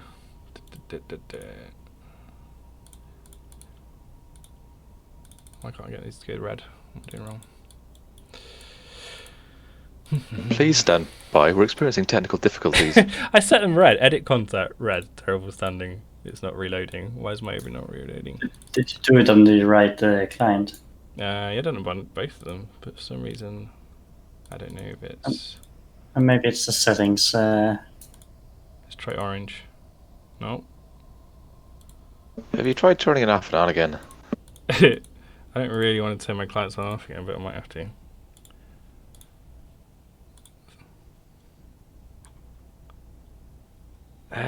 This is just a corporation, so it isn't an alliance. Not personally, so right click, you can see what I'm doing on the stream. Edit contact. Follow along with Bay at home as he tries to set standings. I thought it was easier than this. Oh! Wait, no, that can't be right. Corp contract. There you go. Thank you very much. Shout out to Corvus in chat, who realised that I'd set the corporation contact previously, not the personal one, which I don't normally do. So thanks for that. Right, there's a lot of low sec solo PvP. There's a lot of honourable combat. I hunted them down one time and we had a very honourable fight. It was very close. And I won. That might not be what happened, but he can't say otherwise, so I won. He might dispute it. Doesn't matter. I'm the one talking, therefore I am the one that is deciding what happened. I can rewrite history here if I'd like. Do you rewrite history a lot? Yeah, I see an executor here. So that's Tech 1 logistics cruiser. Is that the first Tech 1 logistics cruiser we've seen, other than the Rediva? I feel like there was one on week 1, but my memory is not good enough to tell you what that was. I feel like this is not the first time seeing a Tech 1 cruiser, but it may well be. So the Tech 1 logistics cruisers, they are less points than Tech 2, which makes them kind of viable. So they're 11 points, and a logistics ship is 17.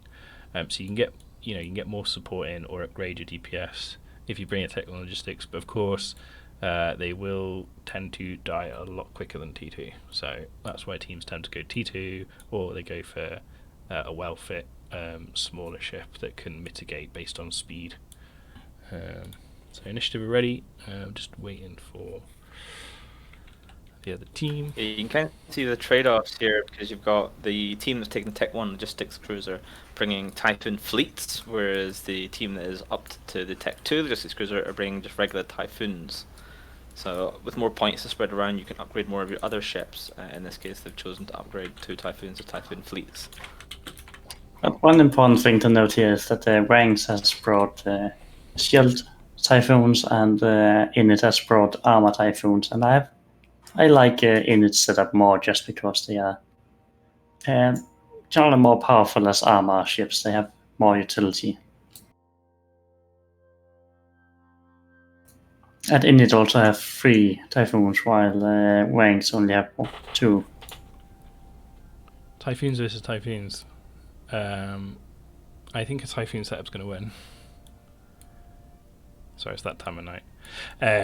So you see both teams here getting movement underway, and it looks like the blue team is going in, whereas the red team is kind of going backwards a little bit. A lot of damage on the Typhoon immediately of Carl on the Pinna's outside. Yeah. Both teams has the cruise Typhoon, so they can just shoot each other right away. And As I said earlier, Shield Typhoons just don't tank that well, and we can see that now when Both Typhoons Spanish are getting hit pretty hard right now. So of course, the Init Typhoons are armor fit with that Executor, whereas Pens are going for shield here, and it looks like the shield is just about holding, but getting chunked into armor, whereas the armor is just going down consistently, but slower. So it's a bit of an interesting trade-off. I think they might trade these Typhoons. It'd be close, yeah. It looks really close. Interesting, a Jackdaw on one side and Confessor on the other side. So Tech 2 Destroy is also being shot. A little bit of split damage, but ooh, it's really close. Yeah, at the moment it's still just both logistics crews are just holding on, but they're bleeding through. I think the initiative side, I've got a slight edge right now. They've got the armor coming back, whereas the Pen's Out team, although they're clawing back some shield, it's still getting chunked into the hull, which is not happening to the initiative side. Yeah, both teams have a ton of Logibots on each other's ship. I think the armor bots are working out better with the because they've got the T1 logistics cruiser, so I was kind of expecting the armor one to explode first, but he's got back a touch of HP. I think he might have just got out of range of a lot of the shield setups, DPS. Oh, Vengeance down there for initiative. okay, so Vengeance down, a cat attack in the background, and But they traded it for the Typhoon, so that's a good trade. that's a very good trade. Confessor now taking a bunch of damage. That's Melinda 1. I believe that's the team captain for initiative. Is being primaried, and she's kiting away, and it looks like she'll be fine. Second Typhoon taking damage. Shield Typhoon. Whoa, tons of damage. Is it collapsing here for Penazart? Yeah, I do feel that the inner team is ahead. They only lost some small ships while taking out one of the Typhoons on the ranked team, and already dealing heavy damage to the second one. Yeah. 3 armor Typhoons is a lot of damage. And it doesn't look like Scimitar is going to be able to keep his buddy alive for much longer, as there is hull damage on him already. Getting chunked and chunked. And is it going to be one chunk too many? As he's got a tiny little bit of structure left, but 25% structure. But again, he's been ripped up once per time, 6% structure, another big hit is going to go down. Can the Scimitar get him up enough? He's gone. So we had in its Typhoon fleet issue Falls sitting on top of the Typhoon they just killed, so he had the smart bombs clearing off those repair bots and maybe also neutralizing those in ones. Good fights in local. I saw a Raptor warp off, so I think that Penazart are calling this, and maybe Penazart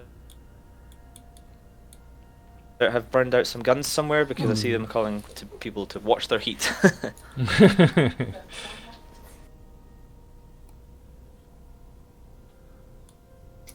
Yeah, so Initiative took this one really convincingly, I think. They only lost the Vengeance flown by Arisine.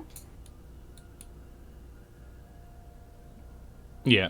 So I do wonder if she had an ADC, or did they just power through it? I didn't really see it because I didn't have locked.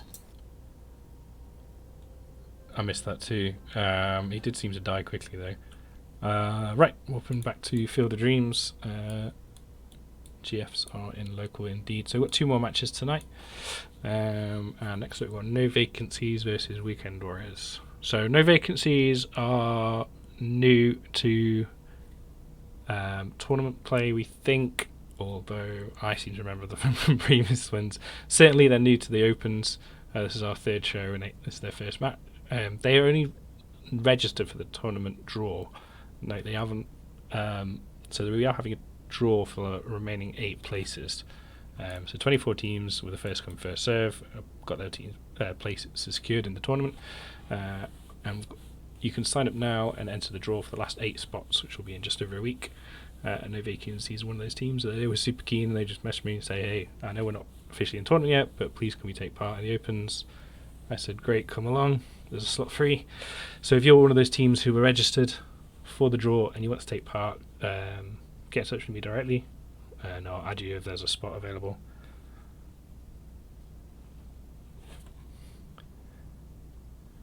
Interestingly, this matchup right now between Novak and Weekend Warriors is a grudge match now from the match 2 matches ago in this particular arena where Weekend Warriors took the victory against Novak. So the two teams are going at each other again. So just to see if Novak can pull it back this time or if Weekend Warriors can make it 2-0. I'm gonna whatever comes on grid, I'm gonna support No Vacancies just because I want them to get a win because they're two matches down at the moment, and it always feels bad for just waiting to lose 3. So, although Weekend Warriors are a solid team and they've won 1, lost 1 so far. Just a quick shout out to Init, as Bay previously pointed out, they've been excellent sports in helping clear their arenas after matches. If other teams have, I apologise if I've missed you, but Init, thanks. Yeah, great stuff. Yeah, thanks for helping us organise this and run this, and thanks to all the teams for obviously for turning up.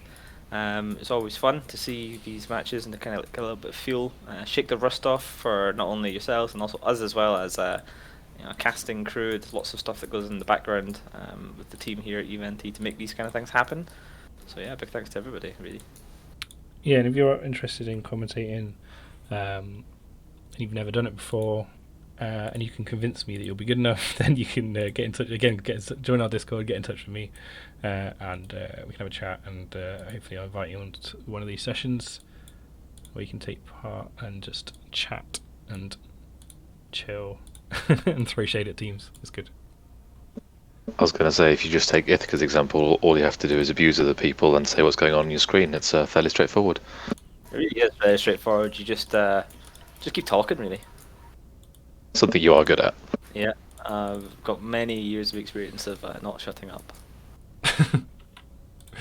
Okay, so I'm just switching standings around. What have we got on grid here? So the Novak team have got an interesting one.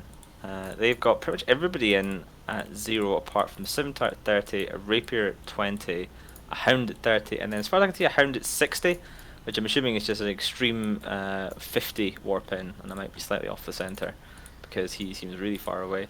The Weekend Warriors have gone for Sleipnir dual Sleipnir Scimitar, Nighthawk Broadsword. So we saw this comp before and it did well for them, whereas Novak are bringing something a little bit different. Shield versus Shield. It's interesting. We've had a few matches tonight where I think we've had kind of similar setups against each other. Yeah, so one thing I would say it's really risky of the Novak team of warping to 0, even if it's in the tower setup, because if someone went there at 0 with a Vindicator or some other broadish stuff like the Band Apart team, then they're going to be in real big trouble. Yeah, for sure. I think there's more damage on the Novak side. I think. Yeah, those are going to be autocannon for sure, the fact that they're in at 0, so those are going to be just like Miss says, a rush team. Yeah. And the Weekend Warriors aren't exactly far away either, so if they're also autocannon, which I wouldn't be 100% surprised at, this could be a very quick and bloody match, and it'll come down to target calling, positioning, and just general theory, to be honest. Like match theory. I think in this situation it really plays into Novak's favor. They can blab the ejectors right away since they are in fall of range.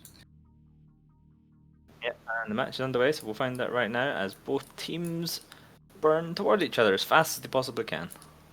Yeah, a lot of rush going on as the ships. Oh, they look like they're rushing past each other. That's interesting. So they're diving each other's logistics here. So we've got, you can see on my screen, the red team rushing right and the blue team rushing left. And it looks like the blue team are on top of the opposing team Scimitar a lot quicker. So Novak have got a lot of ground to cover here to pin down that Scimitar and catch up. Damage on the... looks like Novak's turned around to try and save their Loki, but I think it's too late. They have to go and do the trade instead. Yeah, they I think they panicked a little bit there. and those Sweeples should have dived straight for that scimitar. And that's but gonna burn pretty quickly. He's boosting, but he's not boosting anywhere near enough to survive this amount of damage. It's pretty much everything's on top of him now. He's hit, scrammed, yeah, and there you go, getting chunked in there, and he's down. The scimitar of Weekend Warriors is taking some damage, but nothing compared to what just happened to that poor scimitar. so we could see that the blue scimitar just managed to dodge the entire Novak team and then go right behind everyone and being protected by his teammates. This is really good play by him, and probably a bit misplay of the Novak team that they didn't try and intercept him better. They just went approach. Yeah, they should have gone all in on that guy, and they didn't. There's a bomber. Bomber down, Sweeple down. Yeah, It looks like the bombs out from Novak right now. I'm not sure Oh. where it's going, but Oh, I saw that. Yeah. A bunch of blue ships there just got hit by a bomb, I think. Although it didn't seem to do too much damage.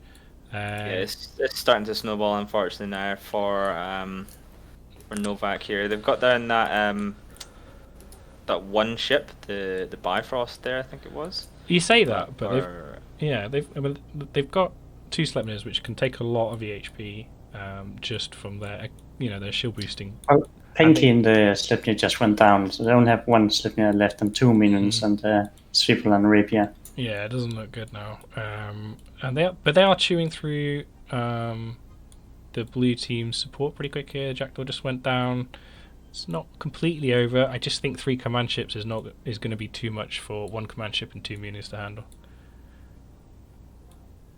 Teams rushing to get on top of each other here. There's no kiting around here. Everyone's just piling on top of the primary. A Harpy there. I'm not sure that's a good primary. I think if you're the red team, you have to put all the damage on those command ships, because otherwise you've got no hope. I think spending too much time on a Harpy is probably not a good idea, especially when piloted by Howling Wind like a master. He's just dodged a bunch of ships there, and he's away. And the Hugin there just disappeared. Yeah, this is Novak getting outplayed by Weekend Warriors. I think the Weekend Warriors had a pretty good target calling and managed to counter their rush by simply having the scimitar fly around them. And this is why you practice, because Weekend Warriors are a very experienced group of pilots, and they've done this much before. And Novak are decent PvPers, but in a tournament setting, you do need to know as a captain, but also as theory crafters supporting that captain, what the play is, and you need to stick to it. And I don't think it was the right play to double back there, like you guys pointed out at the beginning. And if they just sort of fully committed on the scimitar, but they were kind of screened as well. So yeah, good job, Weekend Warriors, picking a third win. Is it a third win of the day or second win of the day? second win of the day, yeah. Second win of the day. They lost to Warlords. Commiseration to Novak. Hopefully they still had fun. We'll see them again next week, and we see them in the main tournament. We got, I believe, one more match tonight. Is that correct? Mr. One more RJ? match, yeah, we've got one more match. So we can walk over to the arena, which is the Sandlot. That was a really fast match. really, Well, we did predict that one. yeah. Four could almost stop each other. It's not going to last long. Yeah. So the next match is going to be A Band Apart versus Warlords of the Deep. Warlords are 1-1 tonight, having lost to Seven Sins and some Crews Rattlesnakes. I think we only saw one match from Seven Sins, which is a shame, because I really wanted to see that set up again. Yep. Yeah, we only saw them once. A Band Apart we've seen, I think, once so far as well. ABA is we've that seen right? twice. They've No, won. twice. Both of They've their won matches have both their been. matches so far. Yeah, they've been edge of your seat kind of matches. So hopefully we get another one of those. ABA versus Warlords. Do you think Warlords are going to try and win the Rodiva challenge again? I don't know. I think their pride might not allow them to now, because they're 1-1 and ABA are 2-0. So their pride will say, no, we can't lose this one, and go 1-2. I think they're going to go for it just because they can. Like, this is just practice and showing off, and just having some fun for them. Then they can keep their serious setups for later years. So I think they'll go for it just because they can.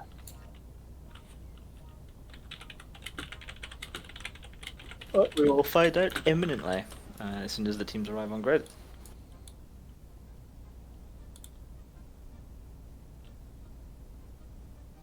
quick shout out to Weekend Warriors helping clear the lid as well. Thanks, guys.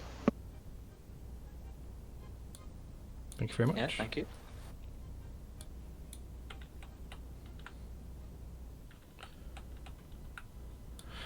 So, thanks for tuning in, guys, and sticking with us. It's really cool. Yeah, make sure you stick around at the end of the next match, because I believe, Bay, you're going to drop a raid onto Rain's channel, who's doing a subathon for Iowa. There was some pretty major storms there, and there's a lot of issues, so she's doing a charity drive to try and raise money for relief efforts, which is pretty cool. So I think we're going to drop everybody here onto there, so that'd be great if you could stick around and help support that as well. And obviously we'll be back next week to do this again, I think. Yeah, I need to double check my schedule so I confirm that. But yeah, I'm excited. We've got a golem on grid. 7. Darren? And we got the Rodiva, as I said. And 2 Leshaks. Dexter's has a particularly nice skin. Alright, let's have a look. Oh, he's whooping it. Oh, that's the victory skin from Alliance Tournament 16, if I'm not wrong. Yeah. Yeah, that's the last victory skin. Does look very cool. He looks like a giant zebra. Yeah. It was annoying because the previous victory skins, you had one skin that applied to like a bunch of ships, whereas that one, they gave you different skins for individual ships. So you got the victory skin and it applied to the Vedmak, the Leshak, and what the frigate's called, I forget. And it was individual items for each of them. But now, of course, they've got all the other Triglavian ships that didn't exist at the time, and the skin doesn't apply to them. Whereas like the Blood Raiders one applies to pretty much any Blood Raider ship, which would be pretty cool if that could have been the case, but it's not. I'm salty. I mean, it's a good point. The Gristas victory skin previously didn't apply to the Gristas super capitals. Raised an issue on Reddit and got it fixed fairly quickly. So it might be worth, shouting out to CCP, see if they can change things. But given there's multiple skins, probably not. Yeah, I don't that's think the it's problem possible. because- yeah, unless they just applied it to the people's account, but they gave everyone individual skins for each ship, so people could sell them or apply them individually. Whereas I would have preferred like a single victory skin like previously, which applied to all of the ships of that line. But who cares? What even is an Alliance tournament? It's all about the Alliance Open. Skins for life. Okay, so let's talk through these setups. I'm kind of excited to see how this plays out because I've kind of said twice in a row now that I don't think ABA are going to win, or at least, the other team is slightly favoured. I'm not going to say that again because I don't want to jinx it. But 2 Leshaks, that's interesting. So 2 Leshaks, all the Triglavian ships in this tournament have a separate points table to all the other ships because, firstly, this tournament is sponsored by Edencom and they don't like Triglavians. That's the law of it anyway. And secondly, Triglavian ships are really good in a tournament format for a bunch of reasons. They have bonuses and spare slots, and they're just really strong. So the Leshak we put at 25 points, so they've got half of their points, 50 points in 2 ships, which is those battleships, really strong, powerful battleships, supported by a bunch of smaller ships. So they've got Mystical Might and the Ashamu, who's going to web and possibly nuke the opponents, and then you've got 3 assault frigates and 3 destroyers backed up by the Rodiva. It's going to be interesting. And of course, let's not forget the fact that ABA brought triple Drake. Can they bring a Drake? 3 apparently. It looks like 2 of the Drakes walked in at 30, while the 3rd Drake got cold feet and walked in at 50. Probably seeing those Leshaks at 0. Yeah. Or maybe it's some sort of baity play. Maybe the 2 are just full tank and he's got all DPS. 2 fully spilled Leshaks will be able to punch through almost anything under reps. There's a lot of damage. But if you can break their spill, either by like damping them down, jamming them, whatever, then you can survive a lot longer. Once they get spilled, you are in for a bad time. Alright, match underway. So I kind of expect Warlords to pile in here. since, I don't know, maybe not. They've got a lot of small ships. I kind of like think with those Tokarkors and the Jackdaws and potentially a rapid like sort of weirdness from the Drakes, they're going to be struggling. So we see Sorry. we see the Leshaks burning in, and they're shooting the scimitar. It's a good call, trying to push it away. It looks like the Jackdaw of Lufax is burning into the Warlords team, all on his own. Oof, yeah, he looks overextended. He's got newts on him, and he's really far into the team, but they're not shooting him yet. And ABA's scimitar is 50% shield already. But I think he's getting out of he's getting out of range of the Leshaks, so he may actually survive this, but he'll be pushed so far away that he can maybe frag some of these Drakes before he gets back. Well, scimitar's down. Oof. Yeah, he got caught by the Swivel and then finished off by the Leshaks. Yeah, so those Leshaks, like, they can hit out to what, 60, 70 kilometers? So you couldn't have got much further to get out of the way. The Drake of Nilith is approaching 105 as well. Depending on how you load those Leshaks, they can shoot out pretty quickly, pretty far, sorry. We have the Leshaks switching to the Caravels now, and they're really vulnerable without Loki. They can't stay alive within the Leshak range. They'll just get burnt down. No. ABA have got a lot of points there in T1 DPS ships, which, you know, they're not Navy or T2, so they will be a little bit squishy. And that, like you pointed out, those Caracals are just vaporizing under the power of this Warlords Leshak team. And just shout out to Warlords here, like, just you can just tell they're really good pilots, because the Wolves took a lot of punishment. Sweeple is potentially going to die. He's too far from his Logi, maybe. But I could sort of see the Wolves kind of like weaving in and out and diving back to their Logi and not getting too ahead of themselves. And so even though they're getting repped by a T1 logistics cruiser that takes time to spool up, they did manage to stay alive with those ADCs. Yeah, we saw the Warlords, the Swivel going down, but at this point the Swivel has already done its job. They burned in and scrammed the semis so they could finish it off, and if they had died at that point, it has been well worth the trade, and they'd actually stayed alive for longer. Having said that, one of the Leshaks is taking a lot of damage, and he's about half armor. I'm assuming that's mostly damage coming from the Golem, who's kind of orbiting far away from the rest of everything now, just spamming out missiles, and the Rediva having to rep multiple small targets is kind of letting some of the EHP on the Leshak go down, just so he can keep the small targets alive while he has to switch back now. So really good logistics piles in here from Lucas Kwan. Yeah, the Leshak has a big pile of repair bots on him, and coupled with the Rediva, then it's easy to wrap him up again. Yeah, it's just mop up at this point for Warlords. Good showing there. They go 2-1. ABA fall to 2-1 in today's opens, unless they kiss and bring it back.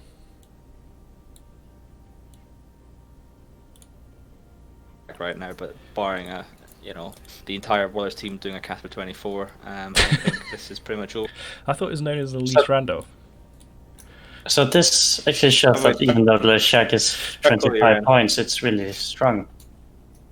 Like it brought half the points in 2 Leshaks, and they still had a convincing victory. That to me, that feels like a really strong setup, and if Leshaks aren't banned, which I think they may be quite often, I think that's the sort of form that we'll see them used in, like just a lot of point investment in the 2 Leshaks, and then like a really strong support wing. Like that's just 2 DPS ships basically, and then a really strong support wing to back them up. Yeah, because the Abanda part is a team that know what they're doing, and the Warlords just managed to bring 2 Leshaks plus the Rediva and still dominated them. Yeah. The Leshaks just kind of like piled forward, like, hey, what are you going to do about us? And ABA just had to run, scatter away from them. You broke up a little bit there, sorry. Sorry, my internet connection seems to be a bit bad today. I was just saying that the running joke in the Alliance tournament is that ABA are always aggressively upper mid tier, but to be honest, we've seen a lot of good stuff from them so far in these opens. I expect to see them do pretty well in the actual tournament. I'm excited. Yeah, they've beaten Templars today, who were like a really strong team. So yeah, shout out to ABA for coming in strong. Sorry, thanks for joining us. No vacancies. The other new team here. Sorry you didn't get a win, but you know you showed up in some solid setups. Just need to keep practicing that execution. I think their setups were good, and the Paladin wasn't terrible. It's just Warlords. Yeah.